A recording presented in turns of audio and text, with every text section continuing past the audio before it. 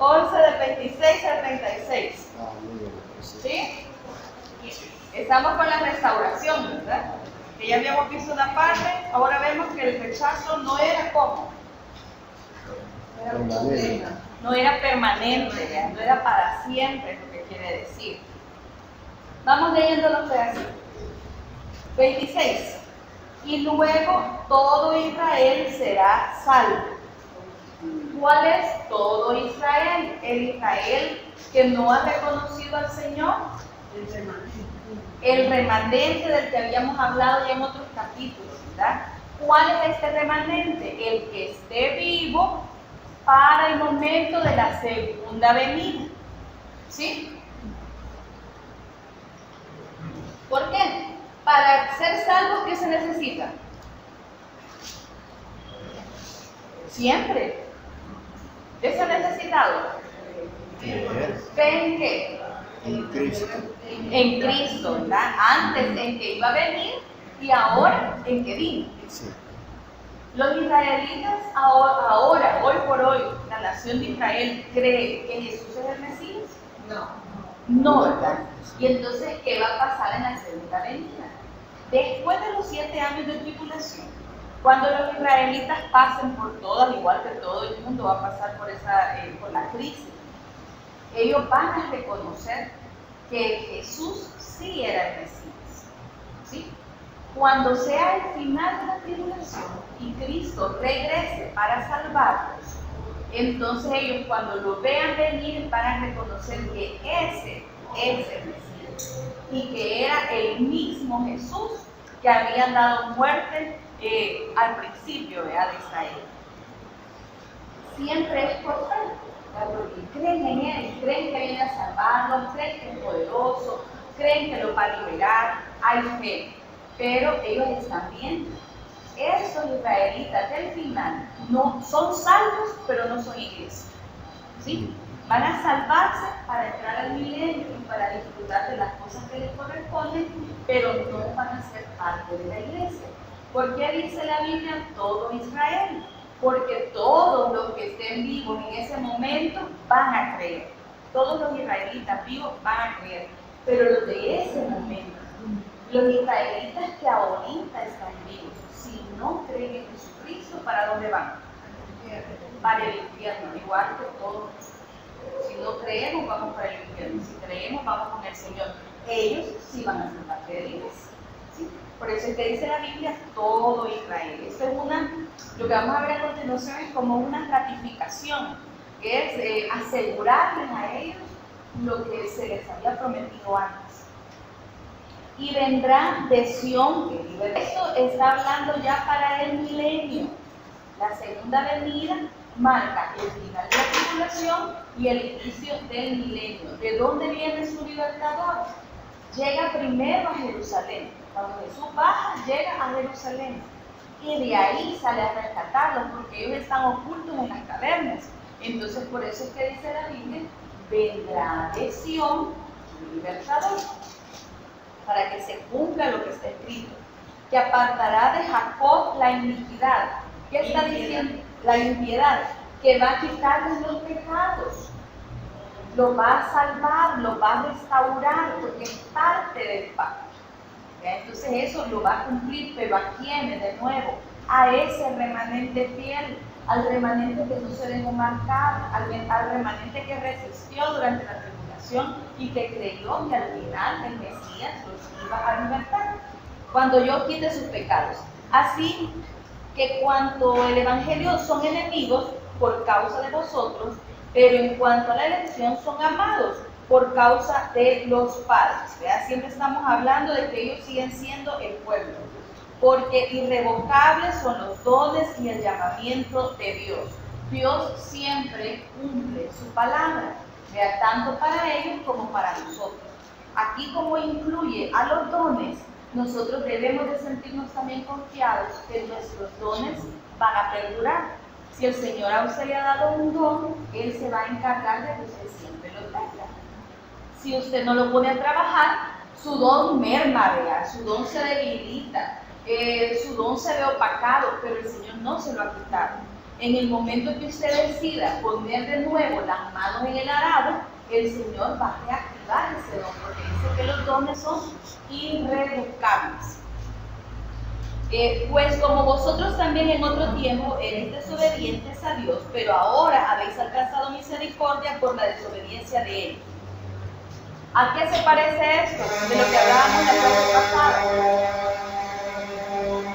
En la clase pasada hablábamos acerca de una situación como esta. Por causa de su desobediencia hemos alcanzado misericordia nosotros. ¿Sí?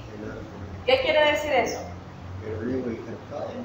Exactamente, que la oportunidad que nosotros ahora tenemos, en parte, vea, es porque ellos han rechazado. Entonces no ha sido todo malo, porque ellos rechazaron, pero nosotros hemos recibido también cosas buenas. Así también estos ahora han sido desobedientes, para que por la misericordia concedida a vosotros, ellos también alcancen misericordia. ¿Vea? ¿Por qué? Porque todavía hay oportunidad para ellos en ese tiempo. Porque Dios sujetó a todos en desobediencia para tener misericordia de todos. Eso lo vamos a explicar despacito. Dice que Dios ha sujetado a desobediencia. ¿A qué suena ese versículo? A eso exactamente suena, a que tenemos la libertad de decidir. Y dice, el Señor los entrega a sus pecados. El Señor dice, déjenlos para que hagan lo que quieran. Pues eso mismo hace también con nosotros y ha hecho con el pueblo de Israel. Nos ha dado la oportunidad de decidir. Y en esa decisión a veces nos hemos equivocado.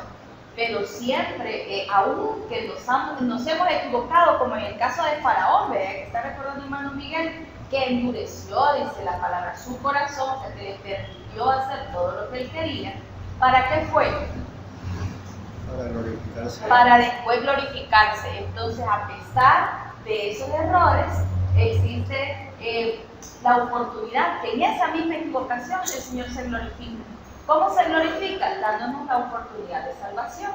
Entonces, aunque nos dio oportunidad, o nos dio la libertad de dejarnos y de alejarnos, también nos dio la oportunidad de regresar a Él. Por eso es que aquí dice, desobediencia para tener misericordia de todos. Todos hemos tenido la oportunidad de elegir, gentiles o judíos. Y también todos hemos tenido la oportunidad de equivocarnos. Pero a todos también nos ha dado la oportunidad de recibir la salvación. Entonces algunos se asustan al leer este versículo y dicen, o sea, que Dios nos ha hecho desobedientes, por eso es que yo soy desobediente. Ahí está la solución. No soy yo, el Señor me ha hecho así. Entonces no es verdad. Lo que está diciendo, nos ha dado libertad, nos ha dejado hacer lo que queremos. Pero en ese lo que queremos, muchas veces nos equivocamos. Y aún cuando nos equivocamos, cuando dice que estamos entregados en desobediencia, Él nos tiende la mano para dar salvación, para mostrarnos su misericordia. ¿Sí? Habla ahí de un pacto. Al principio, ¿qué pacto es ese? En el 27. Y este será mi pacto, el nuevo pacto. ¿Verdad? Dijimos que el nuevo pacto, ¿para quién era de forma literal? Para los israelitas. Y para nosotros, ¿cómo es el nuevo pacto? ¿De qué manera es? ¿Qué beneficios vamos a disfrutar nosotros del nuevo pacto? Espirituales. El nuevo pacto, de forma literal, es para la nación de Israel. Nosotros, como el Israel, agregado, ¿qué es lo que estamos disfrutando? Los beneficios espirituales nada más. Entonces, este pacto del que habla ahí de yo pondré y yo haré, se refiere al nuevo pacto. ¿Verdad? A veces nos equivocamos y pensamos que como es un nuevo pacto, es un pacto con la iglesia. Pero no, el pacto directamente se prometió a los judíos. Este nuevo pacto, que es del que habla Isaías. Y yo pondré mi palabra en su corazón y entonces lo limpiaré de toda iniquidad. Literalmente para los judíos, espiritualmente para nosotros. ¿En qué cosas nos disfrutamos nosotros de ese nuevo pacto? Y lo disfrutamos desde ya. Tenemos su Espíritu Santo. entendemos su palabra, ¿verdad? Nos ha quitado los pecados. Ya estamos disfrutando de ese nuevo pacto, pero no nos van a dar los terrenos allá en Israel, ¿verdad? Porque si usted se va ahorita, agarra un vuelo para Israel y va a reclamar su pedazo, no se lo van a dar. Lo más probable es que lo detengan por terrorista, por allá y ya no vengan, por usurpador. Pero no vamos a disfrutar esos beneficios terrenales, vamos a disfrutar los beneficios espirituales. ¿Sí? Esta parte va, acuérdense que siempre en el capítulo 11, entonces siempre se une con los otros temas que habíamos estado hablando de las donaciones, ¿ya? Es para terminar de amarrar la idea. ¿Preguntas? ¿Nos queda alguno? ¿De ahí? Ninguna. Al final de este capítulo, ¿qué es lo que encontramos? Encontramos una doxología o una alabanza. ¿Desde dónde la tenemos la alabanza? Desde el 33 hasta el 36. Esta alabanza nos va a dar el paso para el capítulo 12. Lo que a continuación vamos a ver tiene relación con esta alabanza. Hasta este momento hemos visto como que fuera teoría, ¿verdad? Pablo ha hablado muchas cosas que se desconocían, ha dado mucha instrucción, pero ninguna de esas cosas ha sido llevada a la vida cristiana práctica. Han aprendido, han entendido, yo soy esto, Israel es esto, nos relacionamos de esta manera, ha habido un juicio y en ese juicio sucedió tal cosa, la salvación es de esta forma, la gracia es de esta forma. Hemos venido hablando un montón de situaciones, pero ninguna de esas ha afectado directamente a la vida diaria del creyente, ¿sí? No dice al creyente cómo debe comportarse, no le ha dicho cómo debe de conducirse, cómo van a ser las relaciones con sus hermanos. Hasta el momento Pablo no ha hablado nada. Entonces, después de pasar toda esta como teoría, toda esta información que les ha dado en los primeros 11 capítulos, ahora cierra con 3 versículos para dar paso a la parte 100% práctica. Vamos a dejar toda esta teoría y nos vamos a ir a la práctica.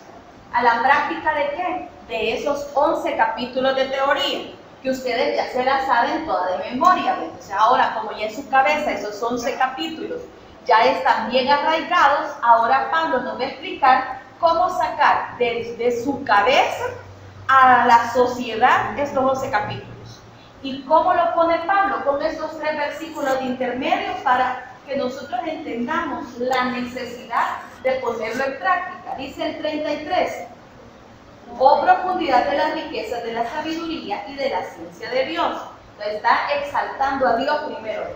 Cuán insondables son sus juicios. Esto quiere decir que su juicio nosotros no lo podemos comprender o razonar. Eso es insondables.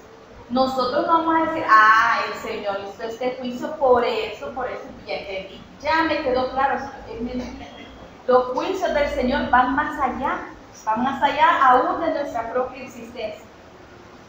Insondables son sus juicios e inescrutables sus caminos. ¿Verdad? Porque ¿quién entendió la mente del Señor? Aquí hace unas preguntas parecidas a las fáciles que le hizo a Job. Y le dijo, ¿y dónde estabas vos cuando yo fundé el cielo? ¿Y dónde estabas vos? ¿Y vos sabes a dónde pare ¿quién está? La cabra montés. Preguntas sencillas le hizo el Señor a Job. ¿Y cómo se las pudo responder? Entonces ahora vuelve a hacer unas preguntas de ese mismo tipo. Nos pregunta a nosotros, ¿quién entendió la mente del Señor? ¿Habrá algún ser humano que entienda la mente del Señor? No, vea, porque su mente es infinita.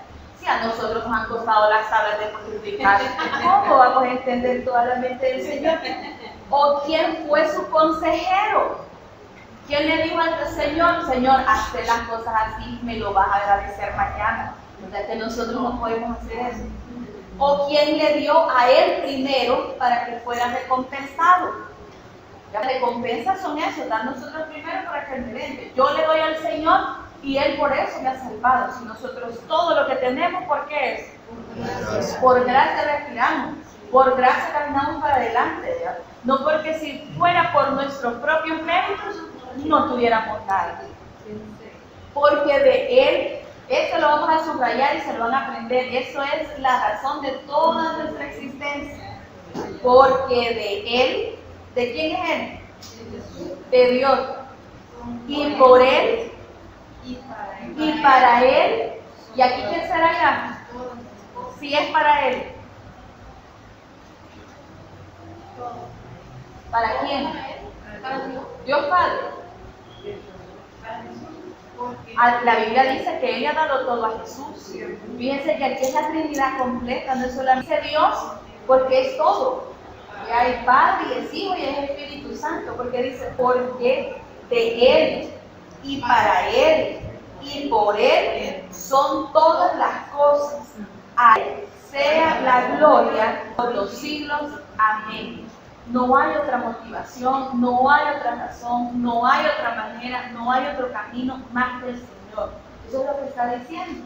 Ese es como el resumen de esos 11 capítulos, el espíritu de los 11 capítulos, el sentimiento que debería de dejarnos después de haber estudiado estos 11 capítulos. Y el 12 lo empieza basándose en esto. Dice el 12, así que, ¿qué quiere decir ese así que?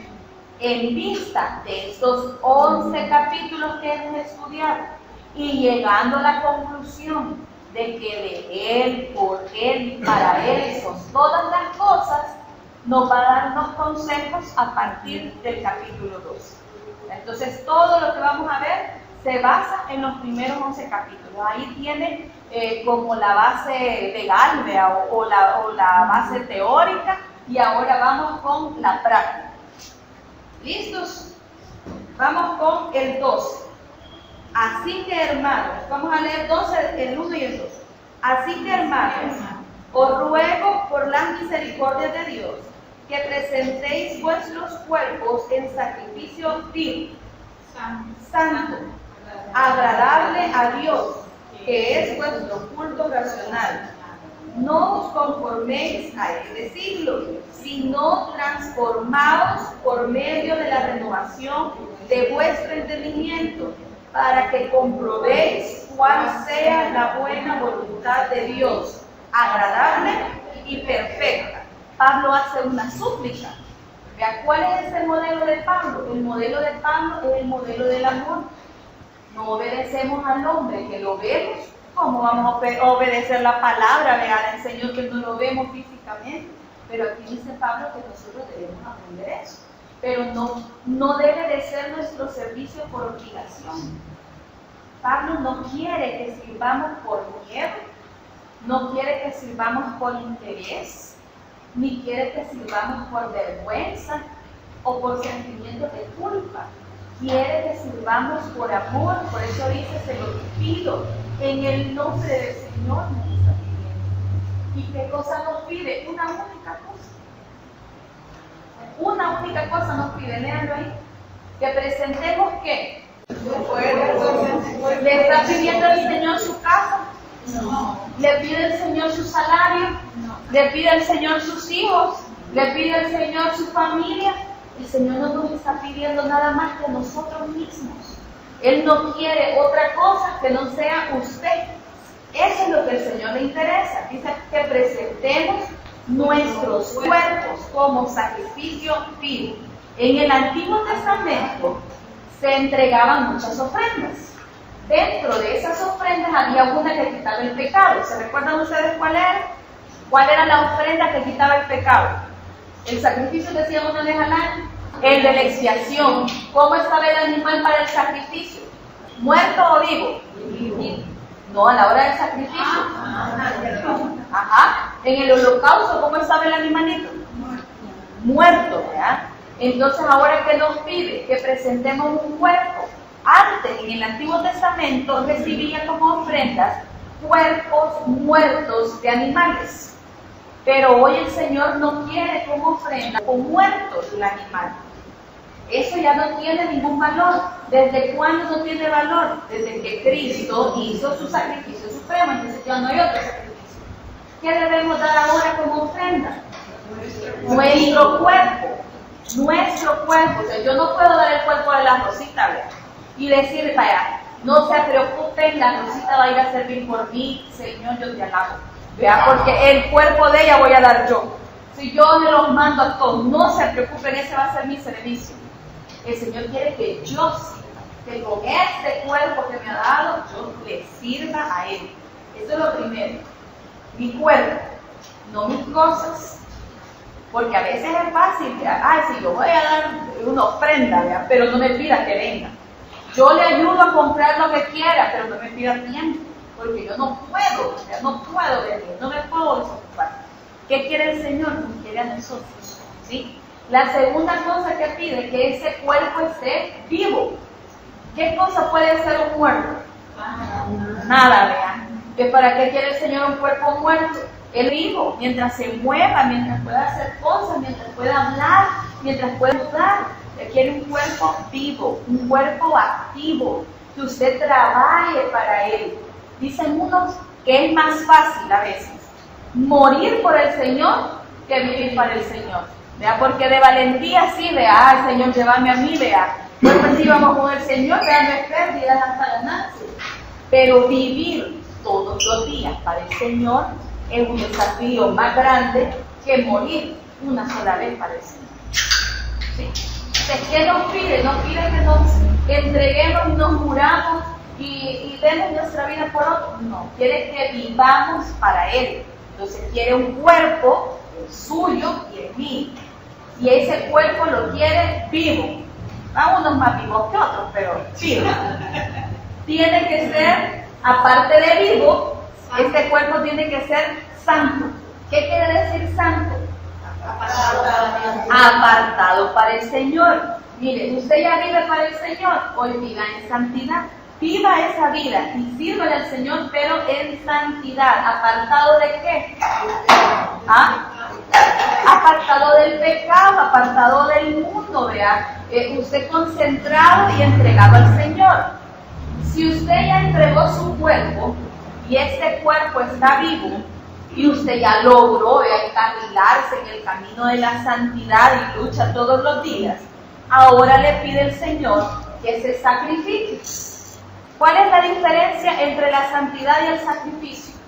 Que si ser santo y sacrificarse era lo mismo, o está redundando la Biblia ahí, ¿qué es la libertad de expresión? ¿El creyente puede decir todo lo que piensa? No. ¿Todo lo que quiere? No. ¿Por qué si tiene derecho? Estamos en el mundo, pero no pertenecemos. No, pero yo estoy cuando no uso malas palabras. Podemos, pero no debemos. Yo puedo decirle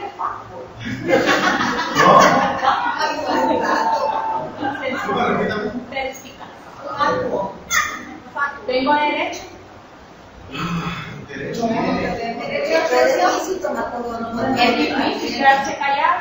Sí. ¿Será un sacrificio? Sí. Cuando uno sabiendo tiene la razón. Y aunque tenga la razón, habrá momentos en los que tenga que quedarme callado por Cristo. Sí. Y eso es un sacrificio. Y lo hacemos. A veces.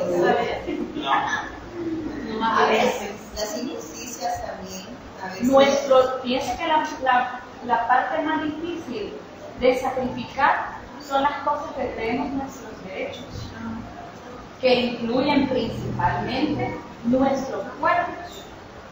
¿Sí? ¿O no? Yo tengo un sueño que yo quiero el pelo tipo pixie azul. ¿Ese es mi sueño? No, azul. Sí. Yo eso quisiera. ¿Será pecado pintar el pelo? No, ¿verdad que no? Hasta me quitaría años de encima. Sí, lo he pensado. Pero, ¿qué podría pasar? Mucho más. Puede haber una ola de pitufa, vea, de aquí. Y entonces el hermano va a decir, bueno, si ya me pinté el pelo de azul, mejor también a la falda, ¿verdad? Para irme emparejando con el ambiente. Puede ser que una actitud de alguien que parezca inofensiva pueda llevar a otro que quizás no tiene la misma madurez o que es más nuevo en el Evangelio a pensar que todo lo del mundo es permitido, pero es mi derecho. Y nos sacrificamos y decimos, no puedo. Y quisiera, pero no lo voy a hacer, porque puedo dañar o puedo frenar, vea, el crecimiento de otro. Manivira dice, ni la vamos a andar criticando. Es cierto también, entonces es parte de mi culpa que ellas caigan en el pecado de la crítica. ¿Vean? ¿Por qué? Porque van a andar murmurando y entonces ¿qué se va a causar después de la crítica? ¿Qué pasa en los ministerios cuando hay críticas de un lado para el otro? Se divide. Y entonces ¿quién sufre? La obra de Cristo. Viene un inconverso. Vas a prestar atención a lo que le estemos diciendo.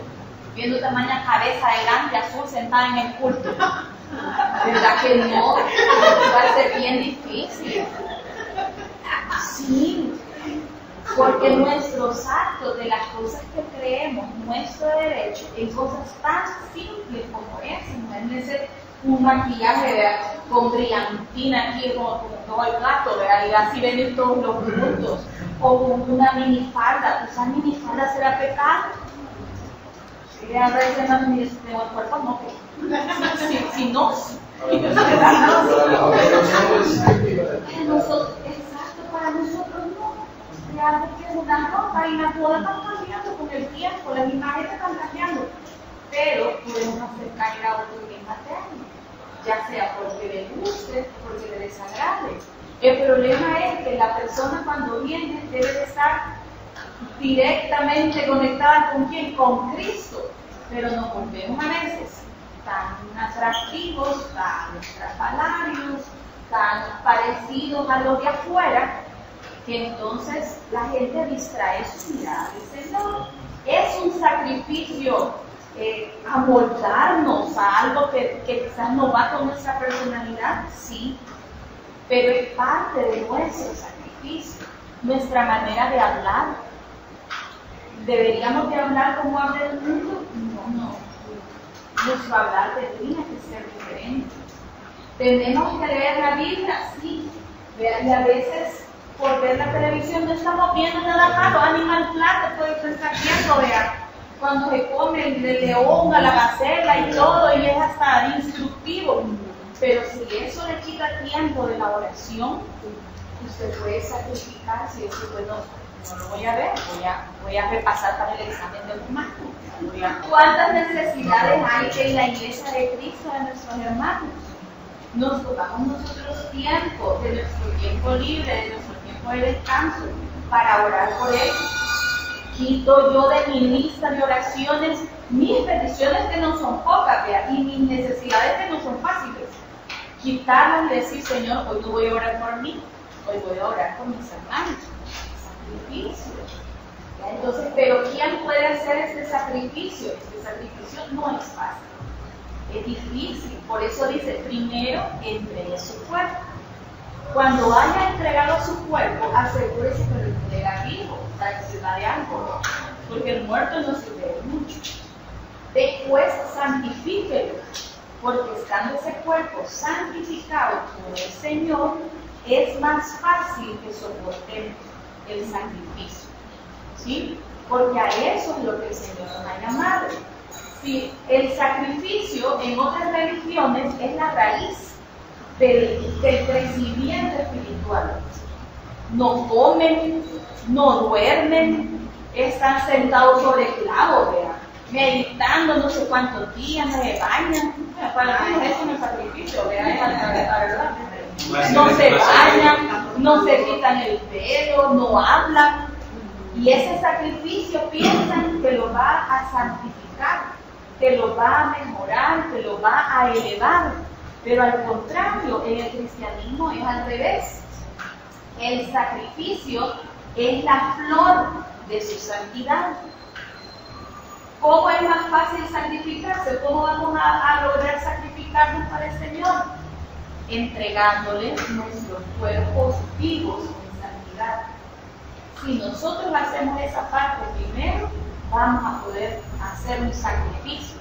Y si usted ya logró esta flor de su santidad, no hay otro lugar en el que usted pueda vivir que no sea en el Señor. Es natural entonces que habitemos en el Señor. ¿Qué es lo que dice en esos versículos? Bueno, desde donde dice entreguemos nuestro sacrificio nuestros cuerpos, el sacrificio vivo, ¿verdad? Así que, hermanos, os ruego por la misericordia de Dios que presentéis vuestros cuerpos en sacrificio vivo, santo, agradable a Dios, que es vuestro culto racional. Entonces, si nosotros hemos hecho toda esta parte, lo más lógico, porque ahí dice el culto racional, lo entendible de lo que estamos haciendo, el siguiente paso que es vivir en el Señor. Ahora, ¿cuál es ese culto racional también del que está hablando? Es lo que ya habíamos hablado antes, la lectura bíblica y la oración. No podemos tener un entendimiento si no leemos la palabra. ¿Por qué a veces nos cuesta tanto seguir al Señor? Porque no conocemos al Señor. Decir, es que mire, yo quisiera hacer la voluntad del Señor, pero si no leemos la Biblia, ¿cómo vamos a saber cuál es la voluntad que el Señor tiene? Necesitamos leer la Biblia para conocerlo y necesitamos orar para entenderlo. Y entonces vamos a poder hacer todo lo que el Señor quiere que nosotros hagamos. Pero es un paso a la vez. Una cosa va amarrada con la otra. Y ninguna de eso lo hizo Pablo como obligación. ¿Qué dijo Pablo al principio? Les ruego. Esto de lo que estamos hablando, este sacrificio, esto negar nuestro yo, a quedarnos calladitos cuando, como dice el hermano, tenemos la razón. Y nos apoya el derecho y la lógica, ¿verdad? Y podemos hablar, pero no lo hacemos. No lo hacemos no porque no podamos, no porque no tengamos razón, no porque el otro no se merezca escuchar esas 4 cosas que le tenemos que decir, sino porque es un sacrificio que nosotros hacemos por el Señor. Eso no lo podemos hacer a la fuerza. Tiene que ser voluntario. La santificación es todos los días. Todos los días. Estos sacrificios no son un mes, no son un año, no son 10 años y después ya nos quedamos en la cúpula. ¿No? Eso es todos los días. Como tú decís, tenés el derecho de abogar por alguien y lo decís, te señalan y te cuestionan y te dicen y cuestionan. Entonces es así como que más complicado, porque lo que tú decís, que a veces uno, aunque uno tenga la razón, pero sabe que al decirlo, otros posiblemente van a tomar el ejemplo o algo, entonces uno tiene que quedarse callado y hacerlo, para quizás no servir de mal ejemplo a otros. Claro, es parte del sacrificio. ¿O no les duele a ustedes? Porque a mí me cuesta quedarme callado. Vean, que ustedes miran, yo callada, vea, pero si yo fuera caricatura, tuviera un montón de muñequitos aquí. Vean, sí. Intraducible. A todos. Y tengo razón, puede ser que sí, pero no es correcto en ese momento. Y esto es parte de ese sacrificio. Pero ahora, mi hermana, que feo ser cristiano, vea, mejor ya no.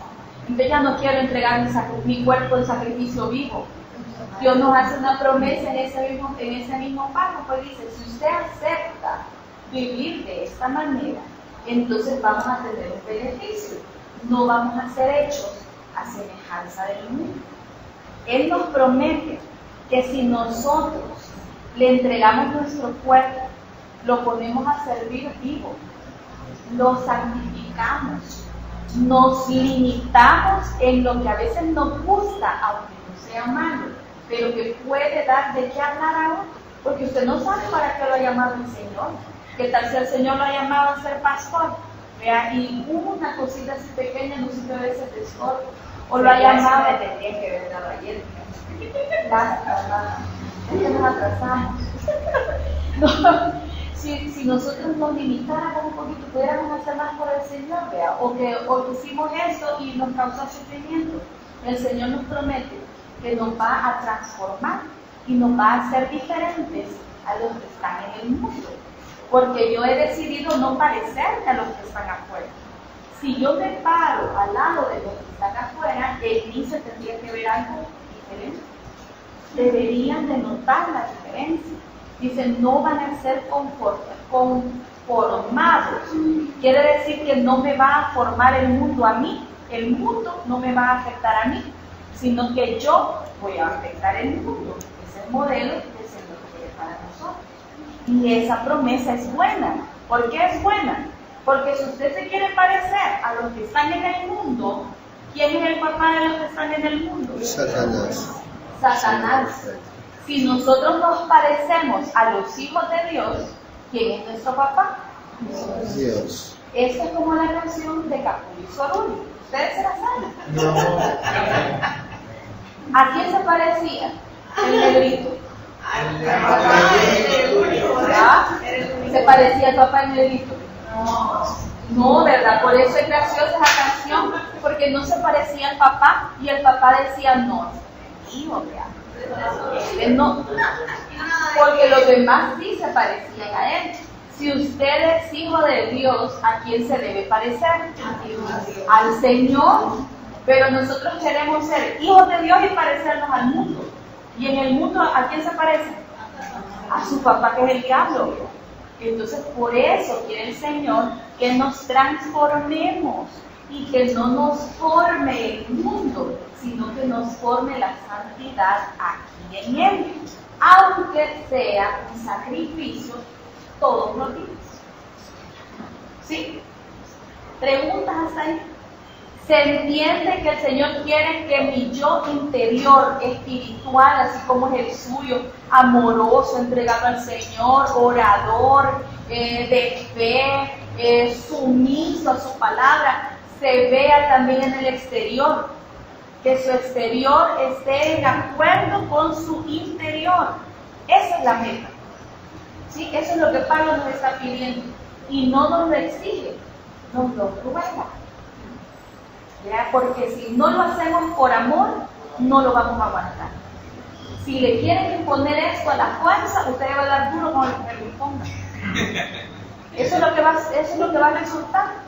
Si usted lo que quiere es comer y hay uno que le está quitando la comida y no le da de comer, usted va a agarrar el odio con esa persona.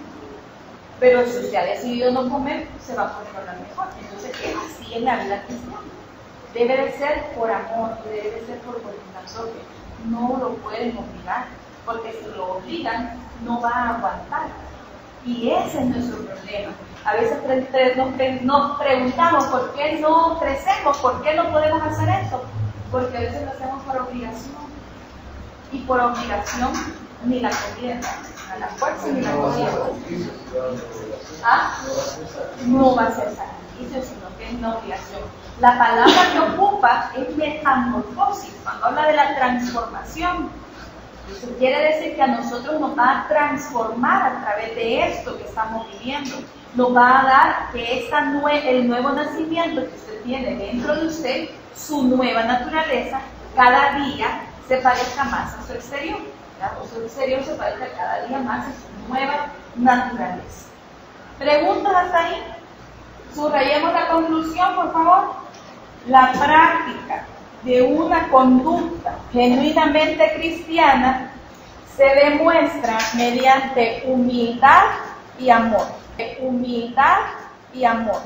Ahora vamos a entender nuestra realidad. ¿Por qué? Porque el creyente que busca la santidad, que lee la Biblia y que ora, va a poder comprenderse a sí mismo y saber hasta dónde llegan sus límites y hasta dónde llegan sus alcances. Herramientas del servicio, versos del 4 al 8 en el 12. ¿Qué son estos? Estos son los dones. ¿Verdad? Hay dos listas de dones en la Biblia, una que aparece en Corintios y esta que tenemos aquí en Romanos. La lista de Corintios es muy larga y tiene otros dones que aquí no aparecen. ¿Quiere decir que una está correcta y la otra no? No, aquí está poniendo un ejemplo de las herramientas, de los distintos dones que el Señor entrega a cada uno. Todos los creyentes tienen por lo menos un don, pero nadie tiene todos los dones. ¿Sí? Todos tenemos por lo menos uno, pero nadie los tiene todos. Y aquí dice claramente que esas herramientas nos las ha dado el Señor para que le sirvan al cuerpo. ¿Sí? ¿Puede la mano rascarse ella sola? No. ¿A usted alguna vez le ha picado la mano? ¿Y se la puede rascar solo? ¿Con la misma mano? No. Pero la mano sí puede rascar, ¿o no? ¿Y a qué rasca? Puede rascar a la otra mano, rasca la cabeza, le rasca la espalda, rasca al vecino, pero ella sola no le puede rascar. Pero ella sola no le puede rascar, ¿verdad? Ah, pues así somos nosotros. El Señor nos da dones no siempre para nuestro beneficio. La mano no se resiente, ve y dice, no, ve, yo no me puedo rascar yo sola, ¿y cómo voy a rascar al pie? Guácala, vea. Yo no rasco al pie. No, si nosotros lo hacemos y no lo pensamos, pero todo nuestro cuerpo trabaja para todo nuestro cuerpo. Los ojos, ¿para quién trabaja? Para el cuerpo. Trabaja para el cuerpo, trabaja para los pies. Usted no se ha golpeado el dedo chiquito en la orilla del sillón a medianoche en oscuro. El tobillo, poco. ¿Verdad? Pero los ojos siempre andan cuidando los pies para que no se golpeen. A la mano. Ahí se le sale. Entonces el cuerpo usa el Señor la figura porque el cuerpo se ayuda una parte con otra. Porque sabe que todo sufre y todo se alegra. Entonces todos servimos, igual en el cuerpo de Cristo. El Señor a cada uno le ha dado dones y se los ha dado diferentes. No siempre su don le va a servir a usted. Porque a veces nos pasa que, ay, vea, solo trabajar y trabajar, y a mí nadie me viene a preguntar, vea, Rosita, que le llore por vos, qué barbaridad. Hermano Eder quiere cafecito, vea, no, solo decirme, Eder, hay que barrer aquí, Eder, hay que hacer. Nadie me pregunta ya por mí, vea, viendo el niño puede desmayar. Entonces, ¿por qué? Porque nosotros podemos llegar a pensar, ¿para qué me sirve servir? Vea, si nadie se preocupa por mí. Pero aquí nos dice que no, que todos tenemos dones para ponernos al servicio de las otras partes de nuestro cuerpo. Por eso son herramientas. ¿Las herramientas para qué sirven? Para trabajar. Si usted tiene una herramienta guardada, ¿de qué le sirve? Para nada, de así. La cosa es que haga un trabajo, igual estos dones. Ahorita no debe preocuparse tanto de cuáles dones tengo yo. Lo que debería de preocuparnos más es qué estamos haciendo con el don o con los dones que el Señor nos ha dado. Pone algunos como claves. El primero, profetizar. Dice, al que profetiza según la medida de la fe. Vamos a empezar por la medida de la fe. ¿Qué es la medida de la fe? La Biblia dice que el Espíritu Santo da los dones a quien Él quiere y como Él quiere. Quiere decir que la hermana Georgina y yo podemos tener el mismo don, pero ella lo tiene en una medida y yo lo tengo en otra. Quizás ella lo tenga de 1 al 10, ella lo tenga en un 9, y a mí me lo ha dado el Señor en 3. Vea, y yo me voy a enojar con la hermana Georgina. No, vea. ¿Por qué? Porque a cada una se lo ha dado el Señor porque sabe a qué nos ha mandado a trabajar. Y entonces Él capacita a cada uno según lo que va a ocupar. Si yo el trabajo que voy a hacer para el Señor no necesita más de 3, ¿para qué me va a dar 9? ¿Sí? ¿Se entiende? Ahí vemos que alguien puede tener un mismo don, pero la fuerza de ese don la proyección de ese don no necesariamente es igual en todo. ¿Verdad? Porque a cada uno el Señor se lo da como lo va a necesitar. Esa es la medida de la fe. De nuevo vamos a lo de profetizar. Profetizar es andarle diciendo los pecados a la gente, ¿verdad? Veo en ti, en tu corazón, ¿verdad? Que haces eso, hiciste el otro, y allá te vi debajo de la higuera. No. Profetizar tiene 2 acepciones. Una es hablar de cosas que aún no han sucedido, ¿sí? Que es en el formato de predicción. Y la otra es la proclamación. Proclamación, ¿vale? La primera es predicción y la segunda es proclamación. La palabra del griego, profetizar, tendría que traducirse como hablar hacia afuera, o sea, hablar para que no me escuchen. Claro que una predicción se puede hablar para que otros nos escuchen. práctica que hicieron eso los profetas en el Antiguo Testamento, lo hizo Juan el Bautista. Pero también tenemos la otra sección que es la de predicar, es la palabra que nosotros usamos. La predicación entra en este don de la profetización y dice que cada uno lo haga con la medida de la fe. ¿Quiénes tendrán este don de profecía?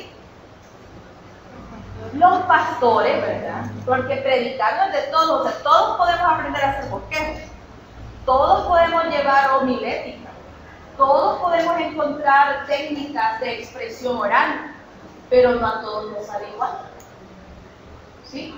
Y algunos que ya traen para predicar, vea, y tienen libertad y pueden presentar la palabra y las personas los escuchan, y hay otros que no despegan, vea, no se puede.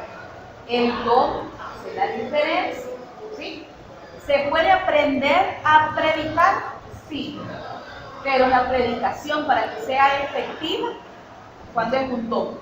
Cuando el Señor llama, capacita. Entonces, si lo ha llamado a ser pastor, le dará el don de la predicación.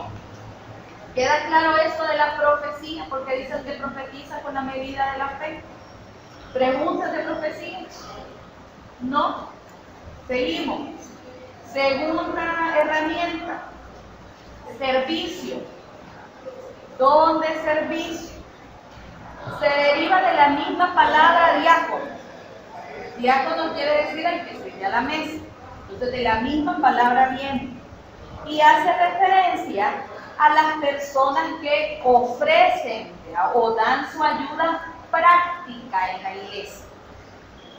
Ayuda práctica. ¿Cuál será la ayuda práctica, Caleb? En el servicio. ¿Sí?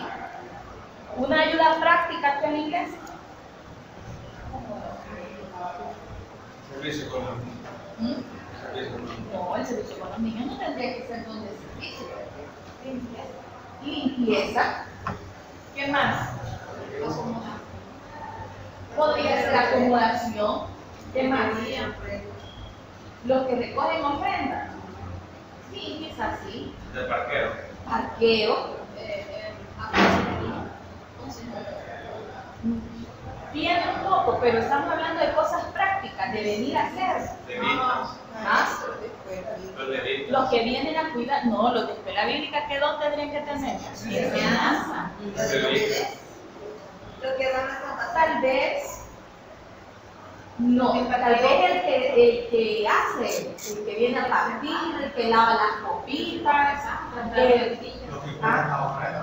los que cuentan las ofrendas,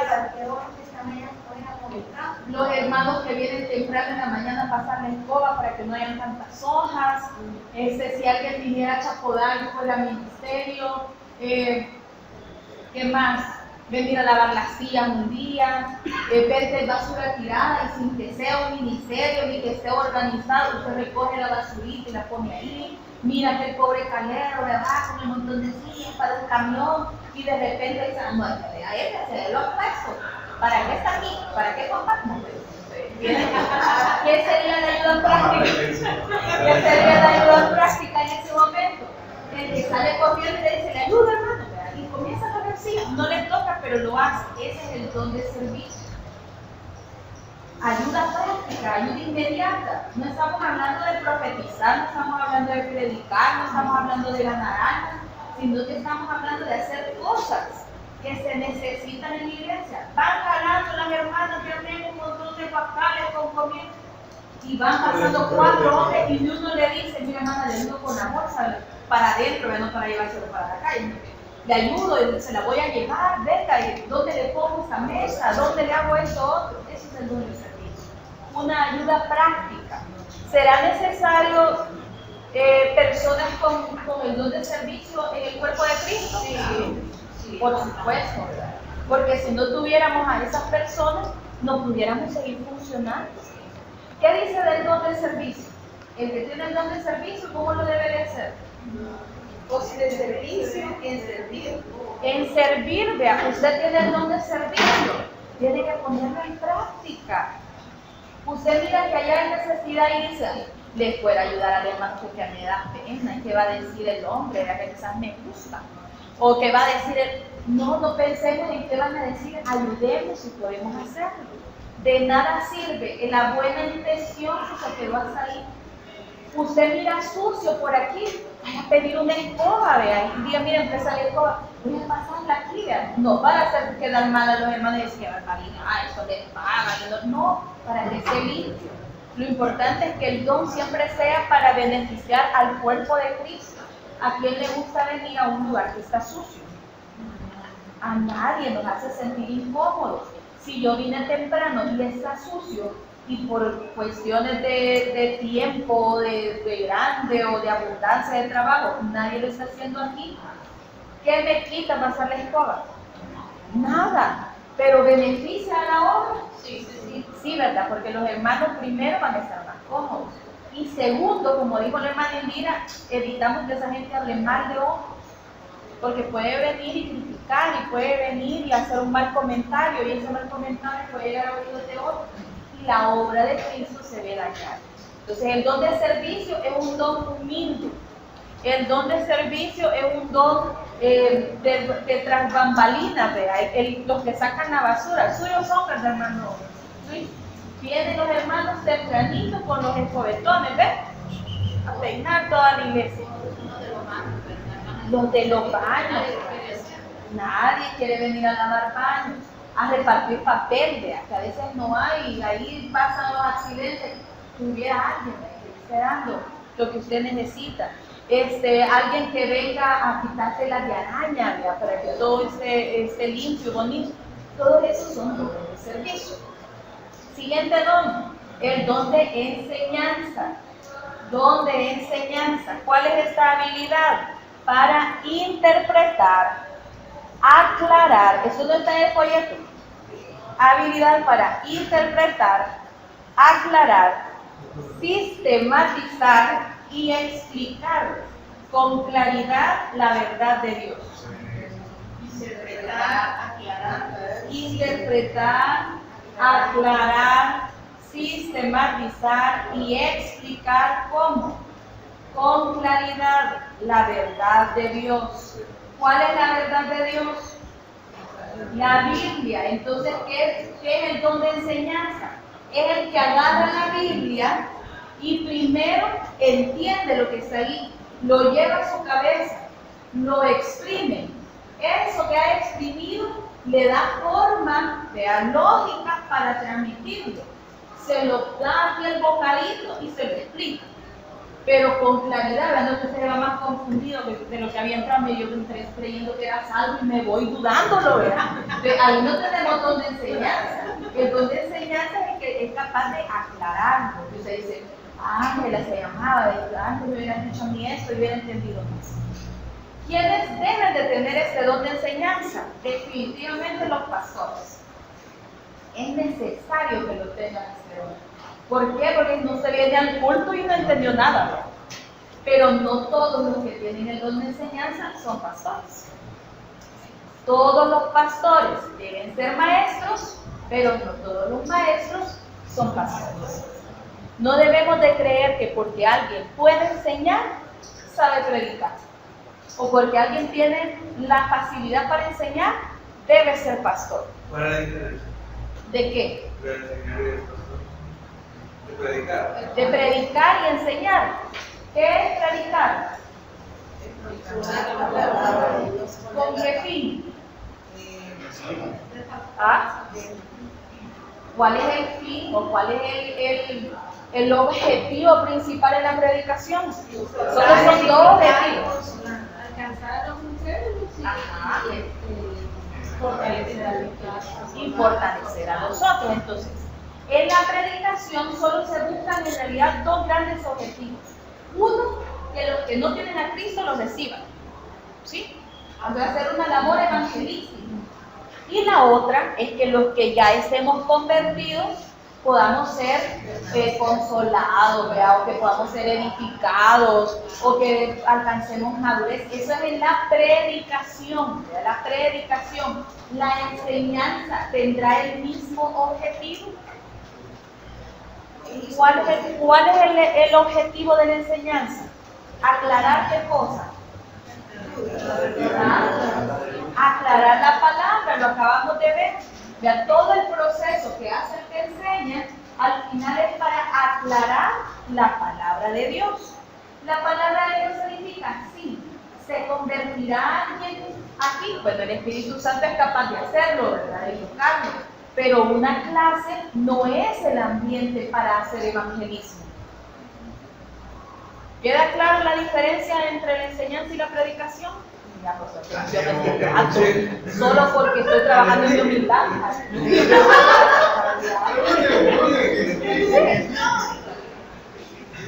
Ya me hiciste pecar.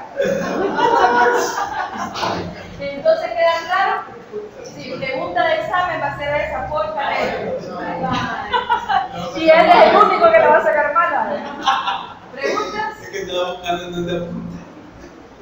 ¿Preguntas con el de enseñanza? ¿No? Exhortación. Exhortación es la capacidad de llamar eficazmente a otros para que obedezcan a Dios.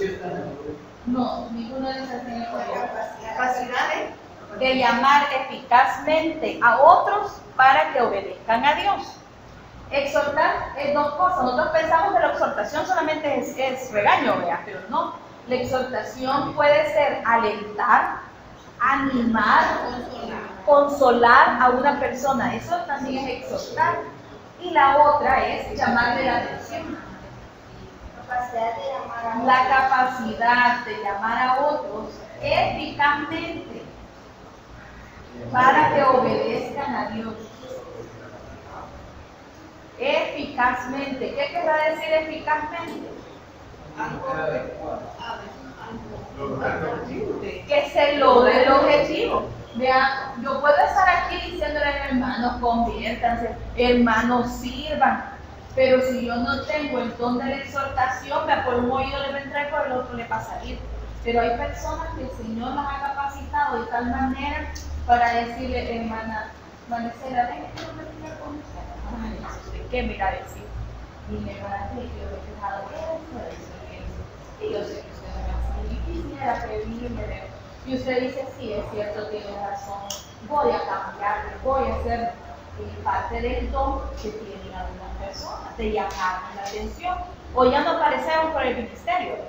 Y hay siempre alguien que lo llama y le dice, mira, hijo que no has venido, te extrañamos, mira, no nos hace falta. 4 chingón, 2 caídos, y uno, porque vos no veniste. Si vos sos importante, voy a volver a llegar, viene la ovejita y vuelve a sentir. Eso también es un don. Entonces esas personas son importantes porque corrigen y orientan, pero viene de parte del Señor, primero porque es efectivo y segundo porque es enoja. Pero cuando alguien nos dice, teniendo razón y diciéndonos las cosas que debería de decirnos, pero sentimos como que se nos van a ir las piedritas aquella de la culebra. A veces esa persona es porque no tiene el don de la exhortación. Yo creo que ustedes se acuerdan de algo. Por eso no está en cada cliente, es decir, primero viene el inspector. Ajá. Yo no estoy para decidir si él tiene o no. Porque puede ser que él tenga el don, que esté diciendo la verdad, pero como a mí me cae mal que me diga que me regañe. En el momento. Entonces, y vengo yo y juzgo mal y digo, el canero no sabe decir las cosas, ¿verdad? No está en mí determinar. Es decir, ¿cómo saber? Lo que pasa es que el que tiene el don de exhortación no molesta. Como él le molesta, no tiene el don.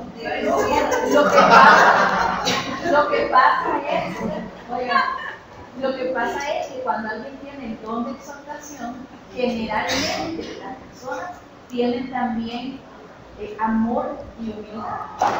Y entonces esa persona dentro de, como del combo de exhortación viene una persona amorosa y humilde. Entonces cuando viene a decirnos algo, aunque nos moleste, no reaccionamos mal, porque generalmente nos dice las cosas de buena manera. No hay como pelear con esas personas. Aparte de tener razón, tienen buena manera para decirlo. ¿Tiene qué? La hermana Yolanda dice que es parte también importante el testimonio de esa persona.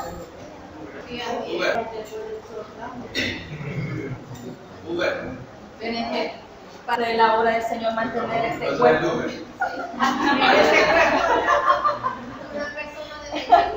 Ya, difícil, pero aún con el enojado, el que tiene el don de exhortación sabe cómo llevarlo.